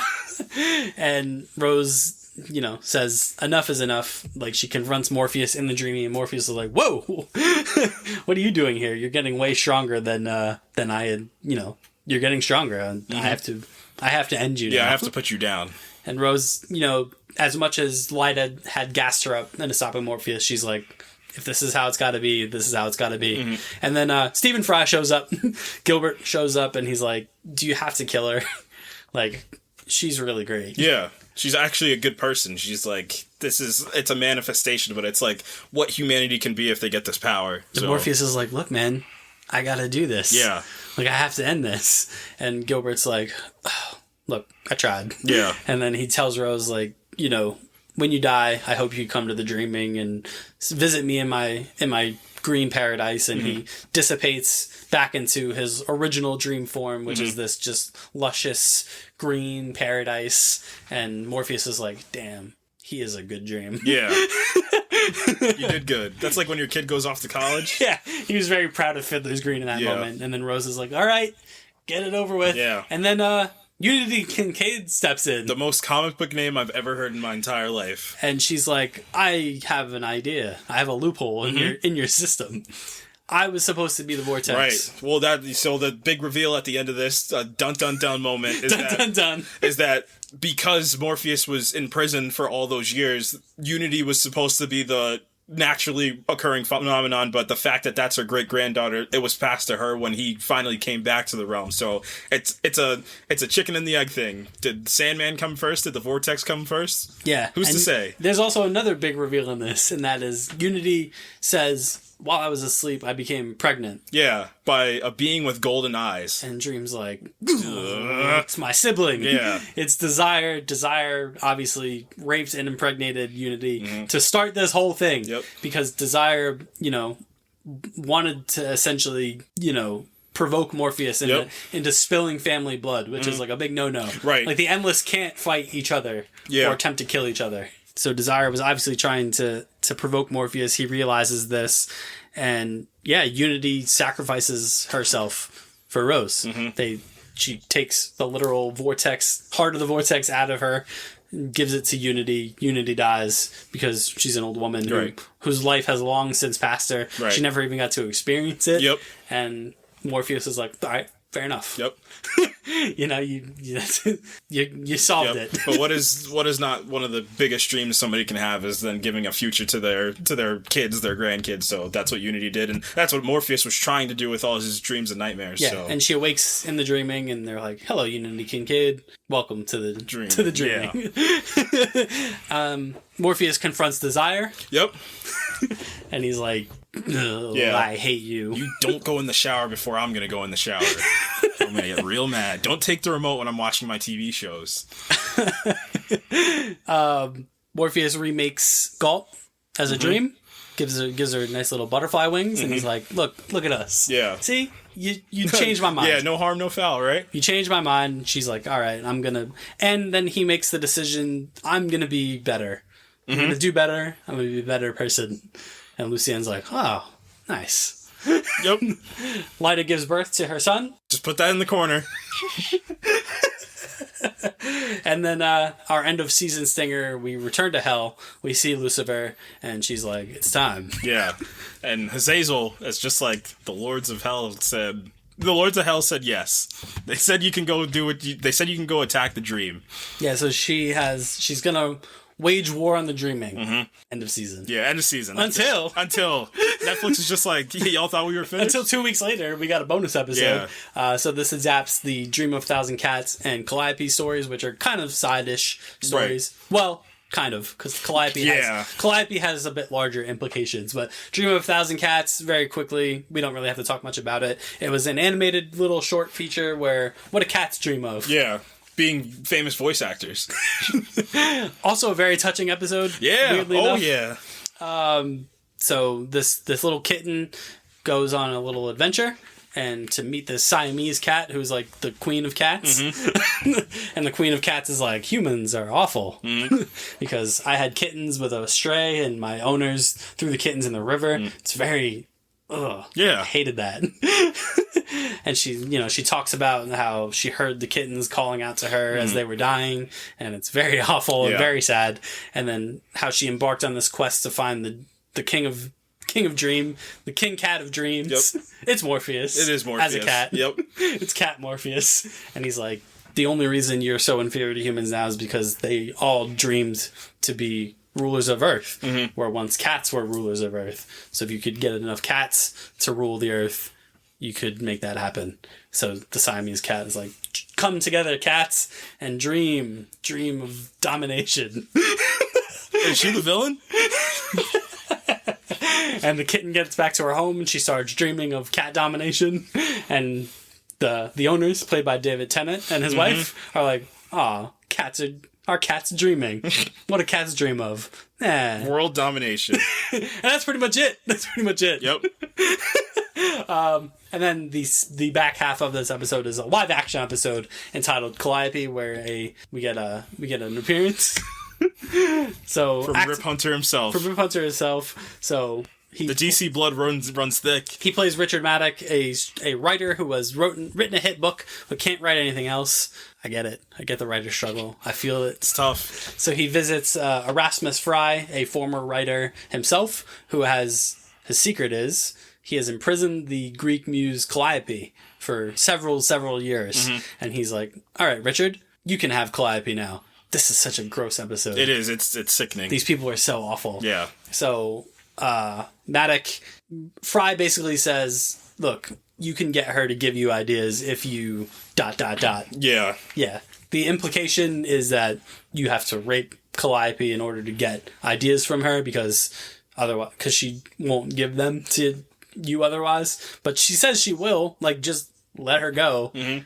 That's the whole conceit. Let me go and I'll give you an idea for a book. But Maddock, being a human, being consumed by the fame that constant success can bring him, keeps Calliope in prison. Right. He seems reluctant at first to abuse her. He brings her gifts. He tries to be nice to her. That doesn't work. So she calls out to Morpheus, who you find out was her ex-boyfriend. Yep. But at the time she finds out that she sees that in the headlines people have been inflicted with sleep sickness, so she knows that something happened to Morpheus, and then she sees another headline down the road that Morpheus has awakened. So she knows that Morpheus is awake now, and she calls out to him. Meanwhile, Maddock is continuing to abuse her and get ideas and become super famous, and Morpheus finally arrives to confront Richard Maddock. Well, he sees Calliope first, and he gives her this speech about, like, look, no hard feelings. Yep. About our son. Hold that. Yeah. Hold on. So she says, like, what are you going to do? Like, killing him won't do anything. And he's like, I have to do something because he sucks. And she's like, why do you want to help me? Why do you want to hurt him? Because I was once yours? And Morpheus knows, no, because he hurt you. Yeah. Shout out to Morpheus not being a toxic ex. Yeah. He's a good guy. So he confronts Richard Maddock, and Maddock's like, what are you going to do? Kill me? And Morpheus is like, no. He's like, what are you going to do? Call the police? Morpheus is like, I will not contact any human agency. Bars. At which point I would have left. Yeah.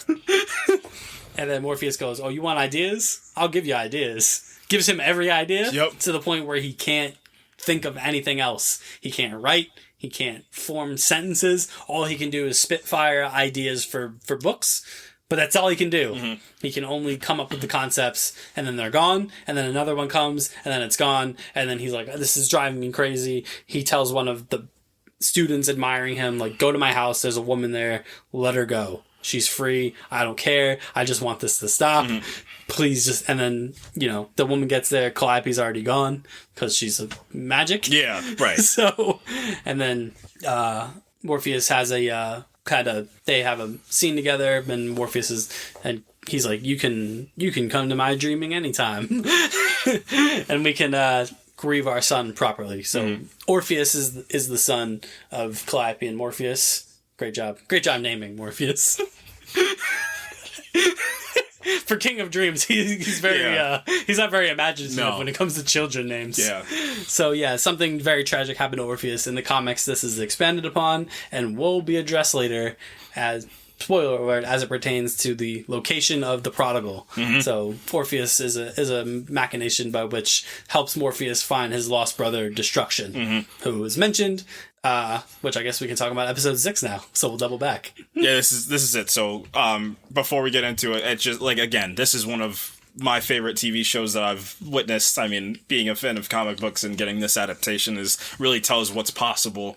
Yeah. And again, this high concept evolution that we've got into, this show plays it really well, and I'm glad that this is something that we were able to get and give the creators more credit and get the creators in on whatever you're doing. Get them in there. It's helping, and this is the prime example of them helping just create this incredible omniverse of not only just these insane big high budget shows, but just these very as big and bombastic as these are, there's just these characters that we kind of fall in love with and that's go on what these this journeys is ultimately. with. Like, the concept itself is very endearing, but the characters in this are incredible. From Morpheus to Rose Walker to Unity to even the Corinthian, right? Is very compelling. To John, John D himself is a very compelling character. Right. You understand each person's motivations, and even if you don't agree with them, especially in the case of a character like Richard Maddock, who's doing horrific things, but like, you understand what makes a person do those things, the desire to be famous, for notoriety, like it would drive a human to do horrific, atrocious things, and that's exemplified through characters like Richard Burgess, through Richard Maddock, all those types of characters. It's incredible that they were able to adapt this story so faithfully. Neil Gaiman had his hands all over it, from the casting to the storyboarding to the alterations made. I mean, obviously, the machination by which Dream finds the ruby in the comic. He visits your boy scot-free. Mr. Miracle is how he finds the ruby. Yeah, and it's funny, I told you before we hopped on here that watching this felt like what I felt reading the Tom King Mr. Miracle run, like this otherworldly-esque like concept in the story, which there's something in the background that's brewing that you just can't put your finger on, and you just can't figure it out, but there's something back there. I got the same feeling from this. But in terms of this showing being high concept, episode 6, boy. Yeah, The Sound of Her Wings, which is the direct title of the issue 8 of the comic, The Sound of Her Wings, and it also adapts. This combines with issue 13, Men of Good Fortune, and this was just a double whammy of two of my favorite stories from this series. So we are introduced to Morpheus after confronting John D is now kind of aimless. Right? Yeah. No, he feels like.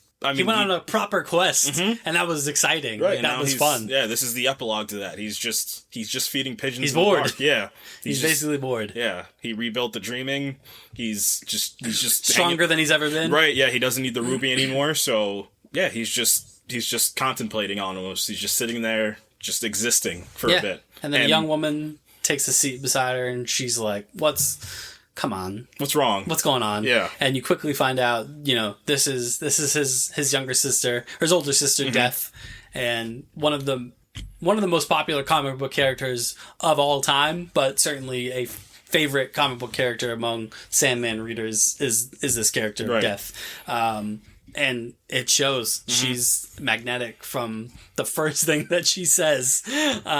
She's tremendous, and she breaks down his walls really quickly. He tries to be the brooding kind of Morpheus that we've come to know. And Kirby Howell-Baptiste is the actress portraying Death. And, the concept of death is, as this episode outlines, is very scary. Yeah. And the way this character is portrayed is an antithesis of that. Yeah. It's the importance of not feeling that fear. So why death is one of the most coveted one of the most coveted endless is because of it's the ideal of what happens when we die. It's this fear, it's the mystique behind it, but what her performance does, it takes away that layer of kind of being scared about it. And that's why this episode is truthfully just incredible writing, is because it's presented in this way where it's just the episode starts and they're talking for a bit, and then soccer ball comes over and this guy walks over and he's just like, he can see her, and then after you learn that this is Death, you're like, oh, why can he see her? And then her whole thing is, I'm going to guide these people. Yeah, and that soccer player, he goes, well, I see you again. She goes, you'll see me soon. Yeah, she's like, you see me soon, Marcus. And then he's like, how did she know my name? And then it's very harrowing. Because at this point, you don't know. You know she's Dream's sister, but you don't know what her role on the hierarchy is. Unless you read the comics and you know who she is, but other than that, you don't know. And then the shoe drops very quickly that this is Death. This is his older sister, who's the be all end all. As she said, I was there when the first life was created, and I'll be there to put the chairs on the table and lock the door behind me, lock the door of the universe behind me, which is that's a great line. It is a great line. And lock the door on my way out. And yeah, so she basically take your brother to work day. Right. That's exactly. It's so again in terms of these like these big ideals. It's so simple. It's just I'm going to show you what I do, and I'm going to show you that death isn't as bad. The line goes. It's as natural as birth. It's not something to be feared, but it's what gets you. This is one of the most emotional episodes of television I've ever watched, and specifically, it's because of the fact that these people are pleading, but she says it would get you because it's one thing to know that they're going to die. It's another thing for them to plead. It's the pleading of, please, I just need to tell my wife one last thing. And she says, it's your time. And again, the big concept is like, when you go, you go. You don't have a chance of go. You don't have a choice. You don't have a chance. This is, it's the natural nature of the universe. But it's she's just the not, way it's going to go. you know, she's not the Grim Reaper. Right. I love that so much. You know, she's not, she understands, you know, the first person they go to visit is this elderly Jewish man. And she's like, hello, Harry. And he's like everyone has this moment of realization, like, oh no. Yeah. Like, you know, you're her. Yeah. And he's like, can I please just say a prayer quick? And she's like, of course. Yes. Like, and man, that scene is so heartbreaking. It is. And he says his prayer and he's like, you know, thank you for letting me do that. He's like, cause that prayer is, you know, my father told me I needed to say that in order to get into heaven, if you believe in that sort of thing. And then he turns and he looks and there's his, before you see his body, he goes, I look so old. Yeah. Man. And you see like his body there and he's like, so what happens next? And then she goes, well, that's the beauty of it. Like you're about to find out. Right. Like now you find out what happens. Yeah. And she walks off screen. You see the wings come out like shadow wings, and she takes her to the Shadowlands. Man. And then we get to the Sunless Lands. Yeah. And we get to the child. Oh man. Yeah. That one like truthfully broke me because again, this is where it gets to that. It's the juxtaposition between having an old man and a child. We don't choose. It's chosen for us. We don't have a say in when we go. She picks the child up in her arms and she's just like, I know. Just like, I'm sorry. Like, this is all you get. You know, this is it. And the music is beautiful behind this entire sequence. And all the meanwhile, they're going from location to location and she's explaining the dream like, you know, I did want to leave. I did want to leave it all behind and quit my job, essentially. Yeah. And she's like, but then I realized, like, I could do more for people doing my job than not doing it. Right. I gotta imagine she was a lot more like Morpheus before, but the rate of what she's probably used as is similar to what Dream's rate of usage is. Like, they're out of all of their siblings, they're probably the two that are very much there all the time for anything. They're the two oldest, right? Other than Destiny, right? Which Destiny is probably going to play a completely massive role soon, but in terms of the story that they're telling right now, you got to understand that, or I got to think that she probably was much colder, and then she realized after much like how her journey like that Morpheus had happened for her before, it probably happened at the beginning of time. And now she's imparting those lessons on him. Yeah. And helping, because he says it to her. He's like, you have the scarier job, but people are more afraid of, like, people would be more afraid of me because of how I am compared to how you are. Right. You're so much more pleasant. Right. Like, how do you do this? And she's like, I have to comfort them. Yeah. It's natural. It's not something to be afraid of, and that's what I need to take away, is that this isn't a fear-based thing. This is something that just needs to happen. And she's doing these voiceovers and visiting a woman in hospice care that she grasped hands with, and, like, this woman is very accepting, and then she visits a young man who's been gunned down in an alleyway who's, clearly in pain, but then he sees her and she, like, kind of reassures him, like, you're not going to be in pain anymore, like, it's over. Yeah, she sees a woman that just overdosed, and she kind of holds her in her arms and just kind of gracefully lets her pass, and it's just... It's one of the most humbling experiences I've had watching something where it's like, you're not thinking about plot in the way you're thinking about the ideal of, like, what faces us beyond the horizon. So it's just something that's super special, and I think it could be like an episode of television that's like studied for like different aspects of like learning, and just something that people are going to go back and watch. I watched a whole bunch of reactions to the episode. Everybody's emotional at this episode. I think this is episode Neil Gaiman talked about as well. It's something, it's in my opinion, the prized possession of this show.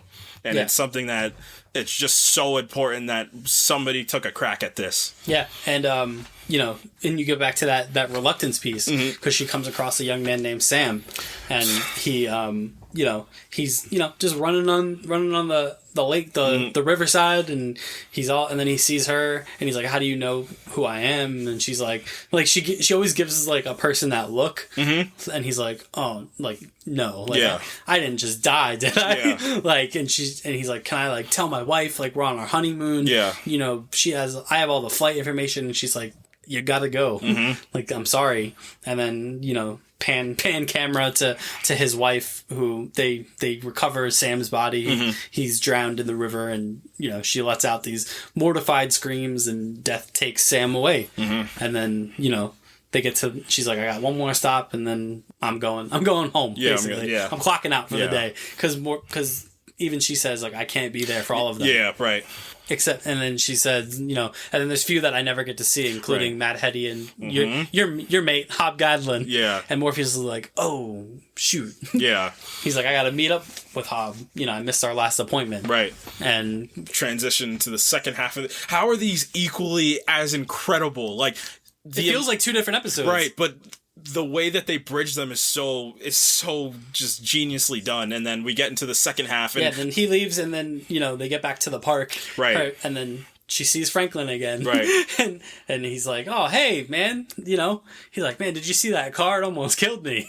And Death's like, come with me. Like, I have to show you something. And she locks arms with him, and he's like all into it. And he's like, oh, nice. And then, you know, you don't see the reaction, but you see his body on the ground in the distance. Man, the music really plays this so incredibly well. So good. It's borderline good. Like it's divine, the listening to the music, and then again, juxtaposing the first half of this episode versus the second half. So if the first half is dealing with death, the second half of this episode deals with the other aspect of that, and that's life, and that's eternal life. So we meet this man named Hob. He's in 1389. 1389. We're back in time with Morpheus and Death. Long hair Morpheus. He's got the Keanu Reeves hair. with his sister. Death returns in this part of the episode. And they're in a litthis is a Morpheus that is at this point in 1389 totally detached from humanity, and she's like, come on, come and mingle, sister brother day out, come and mingle with the people, like get a feel for them. Morpheus is like, I don't wanna. He's like angsty teen Morpheus at this point. So and he needs to get humbled. Come in the bar, come experience humanity for once in your freaking life. Let's go. She's a great character. She is. She's so great. So they end up observing this table of men at the table, and this man, Hob Gadlin, is talking about, like, death is for losers, basically. He's played by Ben Kingsley's son. It's really good. He's such a dynamic character because, God, it's so multi-layered. Because explodes off the screen from the moment he enters it. And he's like, I have no intention of ever dying. And his friends are like, ha ha ha ha ha. Oh, you're so dumb.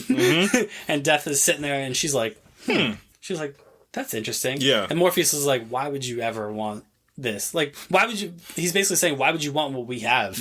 Why would you want to live forever? He's like, I bet you if he lived forever, he would want to kill himself within 100 years. And Death is like, huh? Is that what you think? Life is so bad, right, Morpheus? All right, well, we'll see.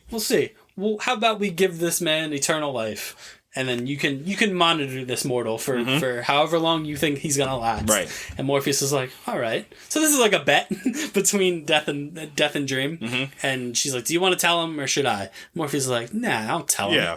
And then he goes to Hob, and he's like, Hob Gadling. He's like, did I hear you say you never want to die? And Hob's like, yeah, of course I don't want to die. Like, life is great. And Morpheus is like, okay, well, if you feel that way, so it is written, so it shall come to pass. I will meet you at the same tavern in 100 years' time, and you can tell me about how great you think life still is. And obviously everyone in the tavern's like, what? What a crackpot. This is stupid, Our life expectancy is 30 years. I'm not going to see you in 100. Sure enough, 100 years passes, and Morpheus arrives at the tavern. Hob Gadlin is there, and he's like, my friend, hello. Well, he doesn't call him his friend. He's like, hello. Like, hey, you're that same guy from before. I made it. And Morpheus is like, and? And he's like, life's great. They should have started playing the Life's Incredible from the Incredibles score.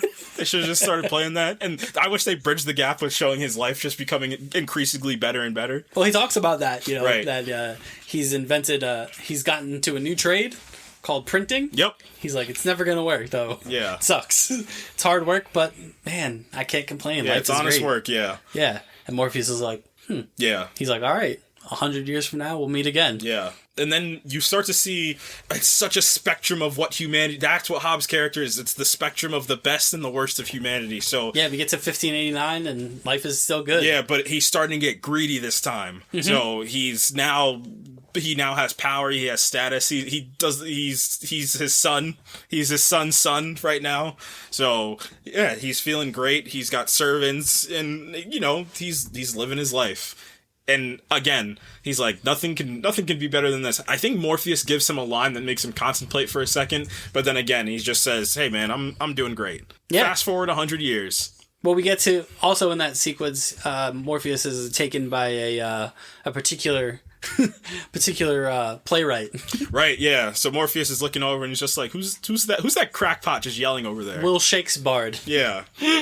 And Hobbs like, he's just a crap playwright. Yeah, the guy next to him's pretty good though. So and Morpheus is like, no, I'm gonna talk to this Shakespeare.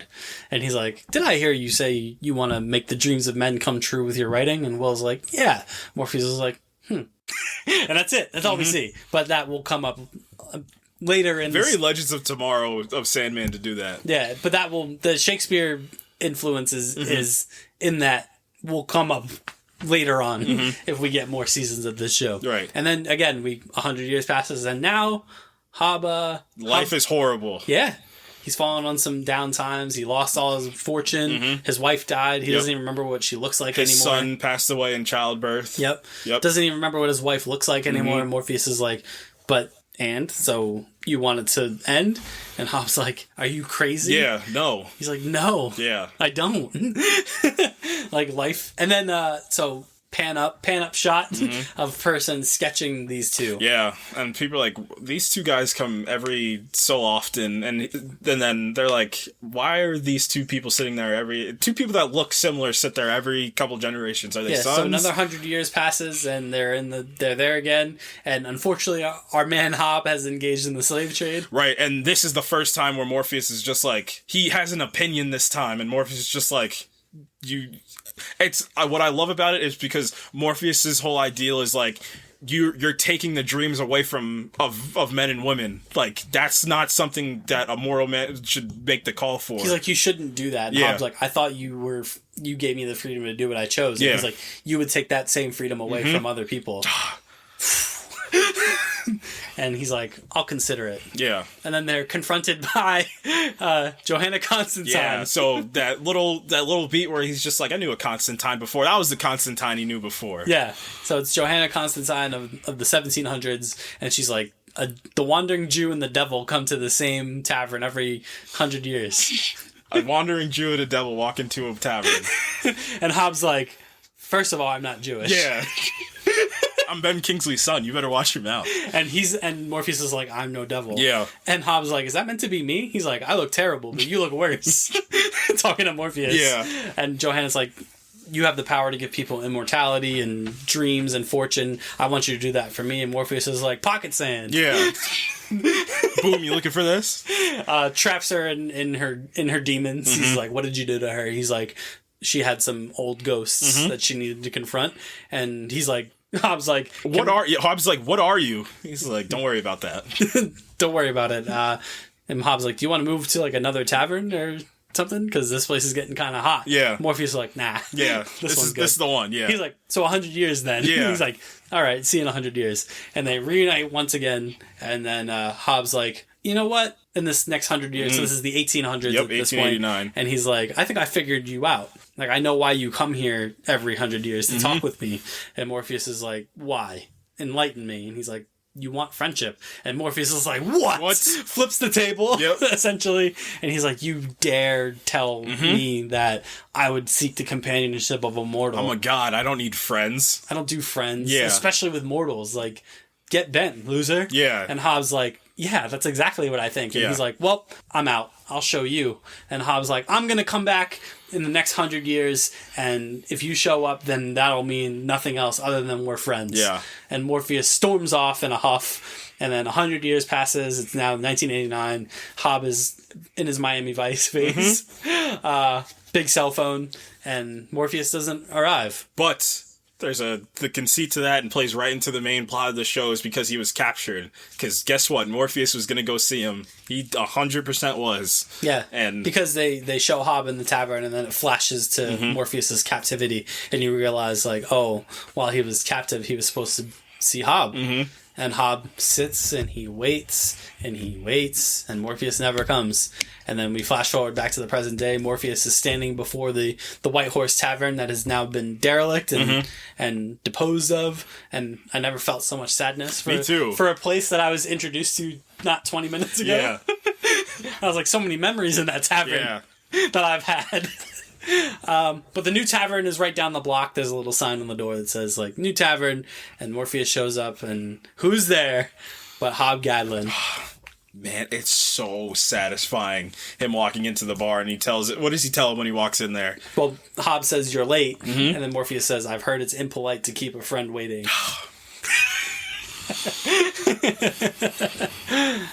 And yeah, the tale of Hobb Gadlin is incredible. It's so simple, but it's so impactful, and it's teaching you.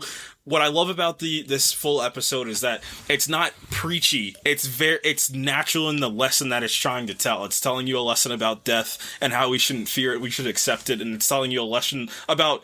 And it's telling you a lesson about life and friendship, too. Like, it's these simple things, like these classic storytelling lessons, and it gets played so well. And again, it's the simplicity of it, which really allows the true emotion of everything to come out. So yeah, because really the sequence with Hobb is just a series of the same scene. It's like a quasi Groundhog Day type of situation. Yeah. They just meet in this tavern, they chat for a bit. Hobb tells him how great or how bad life is, then they part ways. Yeah, and it teaches Morpheus about life too. Like, again, like humans, like it's that spectrum of humanity. Like, because he was so sure that no person could want to live forever. Yeah.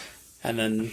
But the one person that could, and it taught Morpheus some lessons that he needed to learn. That he carries over to, the stuff with Rose. Yeah, and I gotta think that probably helped him through a little bit of his isolation, is maybe getting a chance to see his friend Hobb again. Yeah, it kind of shines a new light on that sequence too, because you know that, he can't die in there, but he also had something besides the dreaming that was worth escaping for, and that it was this stupid little friendship with this mortal man that he forged some 500 years prior. Yeah, the king of the dream that has this landscape of the dreaming, just all for a friend. That's it.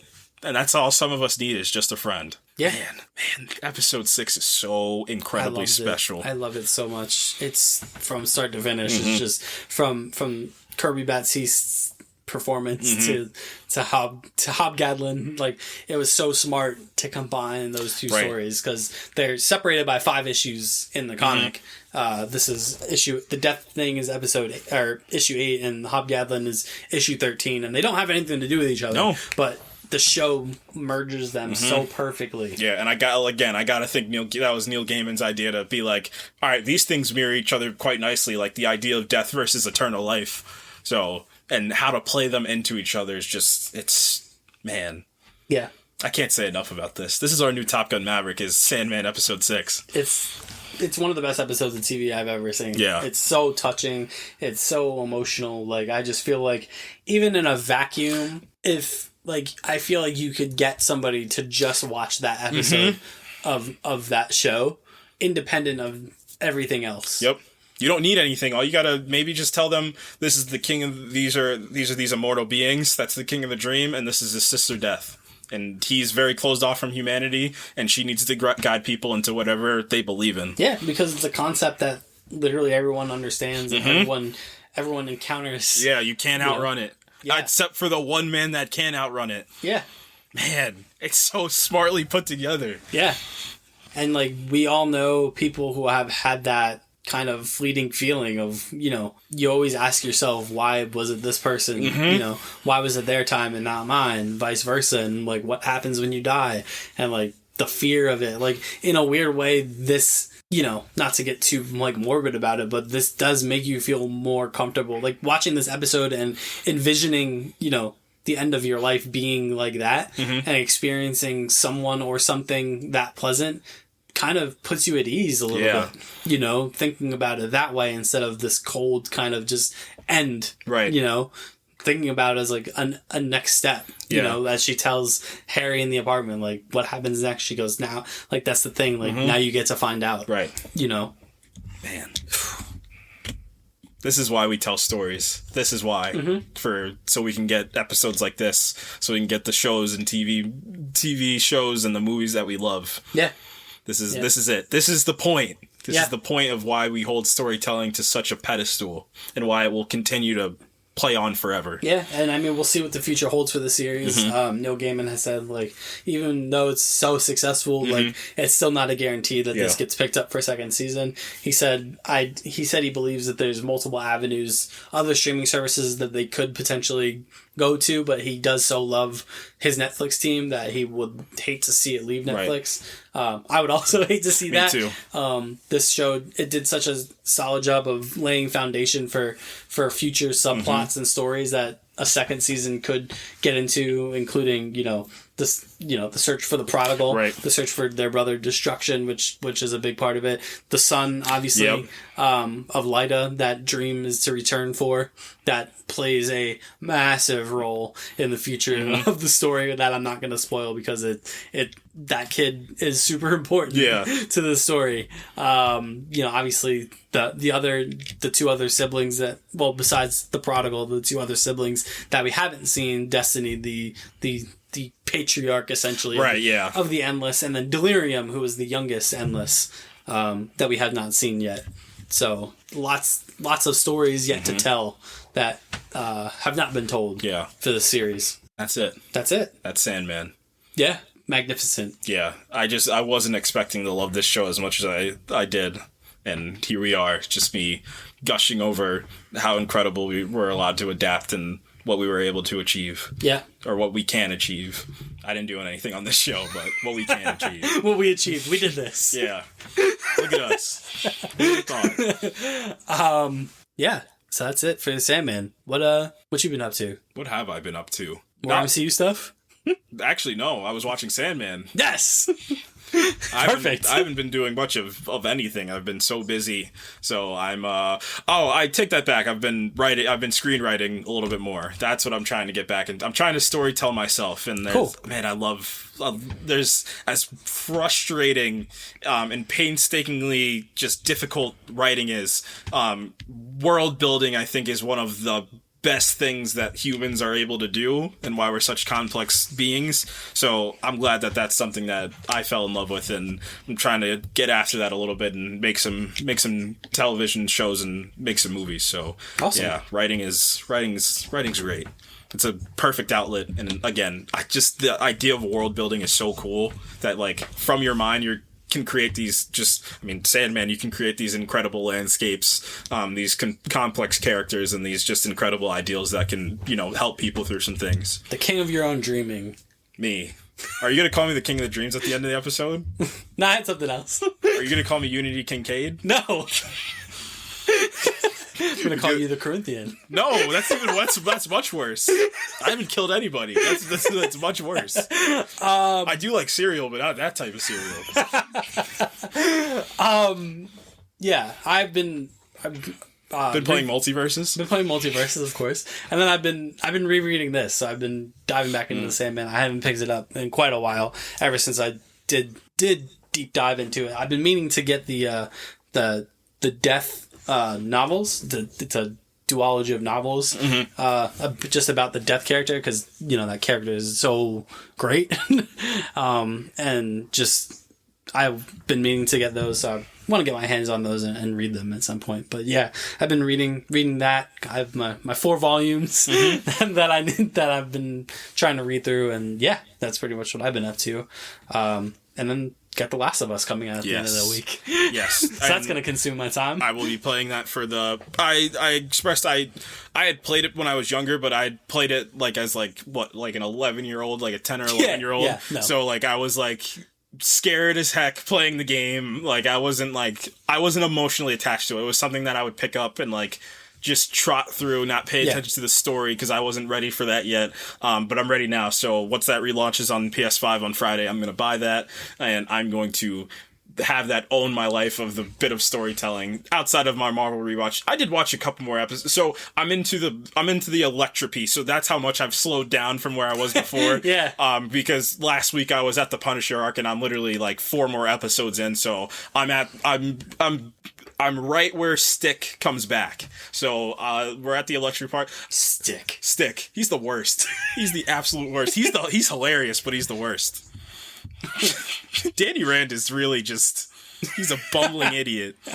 But yeah, so I said I was gonna have my own opinion on the Elektra arc. I don't think it's as bad as people were saying it was, or not as great. I just think it's the Dark Knight versus the Dark Knight Rises situation where it's a tough follow. You get something so incredible, and you get John Bernthal as this just absolutely amazing character, and then you still get him. He's at a different capacity in the show, but then you replace him with somebody that's Elektra as the new main character, and I still think she's really great.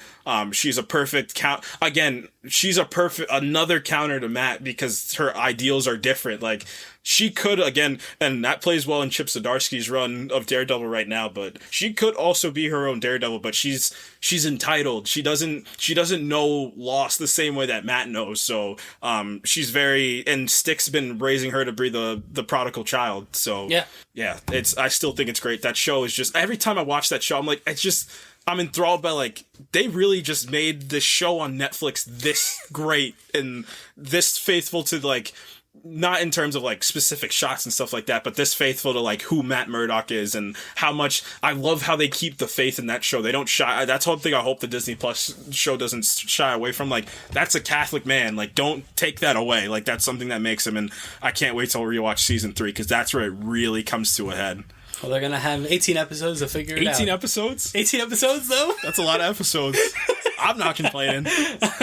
And we are eagerly anticipating the re-debut of Matt Murdock at some point. You heard, episode 3 of She-Hulk, the post-credit scene is going to break the internet? That's what I've heard. Mr. Fantastic confirmed? Nope, don't do that. Don't do that. But that's what I've heard. Mephisto confirmed? Don't do it. But apparently this is going to be the biggest thing. So we'll see. I'm excited. Cool. I've been liking that show too. Yeah, it's been fun. Yeah. I still think Miss Marvel. I don't know what it is about Miss Marvel. It's got a special place in my heart in terms of those Disney. That and Loki have, like, my 2 top spots in that Disney Plus realm. But yeah, She-Hulk's great. It's a good entry for the MCU. We took the delineation from the MCU with Moon Knight and then some aspects of Miss Marvel, because in the beginning it was very MCU-ish and then it just tailed off into its own story, which was a great decision. And then now we're back full MCU ride with She-Hulk. So yep. But until then, that's going to do it for us this week. You can follow us on Twitter at ProjectINF_pod. You can follow us on Facebook. You can follow us on Instagram at the Project Infinite Pod. Thank you. And next week, we're going to re-review Spider-Man. Yes. Because Spider-Man No Way Home, the more fun stuff edition thing, extra 11 minutes, we're taking your money, is coming out this Thursday, and we're going to go see it. Yep. And we're going to talk about that movie again, because I think it'll be interesting. Yeah, I want to definitely get into... I think I'm turning into a grumpy old man and a cinema lover, because I do want to talk about the impact that the movie theaters have taken in evolution. And I mean, as I'm working on a movie, like, it is, I don't want to say alarming, but it is something to keep your eyes open for, is what's happening. And a lot of classic movie makers and actors have been having a lot of opinions on this. And the one that really got me was James Gray, who directed Ad Astra. He has a new movie coming out, and Matt Damon. They both had interviews over the last couple weeks that have really opened my eyes a little bit to the current state of movie making, and Top Gun has to do with this a little bit. And I mean, obviously the superhero movies is the big piece that has to do with this. Yeah, so it's going to be interesting, because we're not going to talk about the film as much, obviously, as we did. Right. Obviously, we'll break down whatever additional footage was included. We'll probably do, our thoughts on the film, as a whole, having seen it, some, I don't know, however long it was. That's 9 months later. 9 months later, reflecting on that. Mm-hmm. And, now that the entire Phase 4 slate is out, with the exception of Black Panther, seeing how it truly stacks up with these other movies, because admittedly at the time we probably were looking at this movie in a bit of a skewed way, right? Because that hype factor is so overwhelming. Yeah, and I think something that's affected a little bit, because I think I told you it. I think I watched that movie once since it came back out, and I think some people are with me, like they don't really go back to watch that movie as a whole, and that's something that we'll talk about next week. So yeah, I'm kind of excited to go back to this and see how it holds up. Yeah, I want to talk about the mystique of the comic book genre. I think that's a good topic for next week to couple with this, because it is something that has changed. It's changed media forever. It's like the Steph Curry. I did it again. It's the Steph Curry of current movie making. Is that 3-point line becoming so powerful in the NBA? Is the same thing that happened to movie making with these Marvel movies, like to the point where kids now have a different mindset of what they had before. So. Yeah, that's going to be an interesting episode next week. Yeah, I'm really intrigued to attack Spider-Man No Way Home from a different angle. Yeah. Other than just reviewing it and talking from a about Warner the Brothers moments. Executive angle. How did you guys do this? Other than just talking about, the scenes and the moments and, really breaking down, what was this movie really? Mm-hmm. I think is going to be an interesting conversation. So, the hobgoblin of the podcast, everybody. my mate, my long-standing mate. You are the Sandman. Same time next week. Same time next week. There's gonna be a week I miss, or a week you miss, and I'm just gonna be here. Yeah. And somebody's gonna come out. He didn't show up. So you were waiting for somebody. It appears I've been stood up. You're gonna be in my house. Yeah. If I'm not here. Yeah. And then I'm going to come back like a week and a half later and just be like, a friend doesn't miss a recording session. Yeah, so we'll be here 7 days time. 7 days not time. 100 years. Yeah. Maybe 100 years. Maybe 100 years. Yeah. We'll Walt Disney it. 100 years time. Yeah. Yeah. So next week, Spider-Man No Way Home, the Redux. The more fun version. The more fun version of this podcast. Yeah. Go watch Sandman and go live life. Those are two things you should definitely do. Because you don't know when it can come to an end. Maybe you should have given me the death of the episode. Man, what a show. What a show. All right, guys. On that note, we'll see you next week. Goodbye. Peace.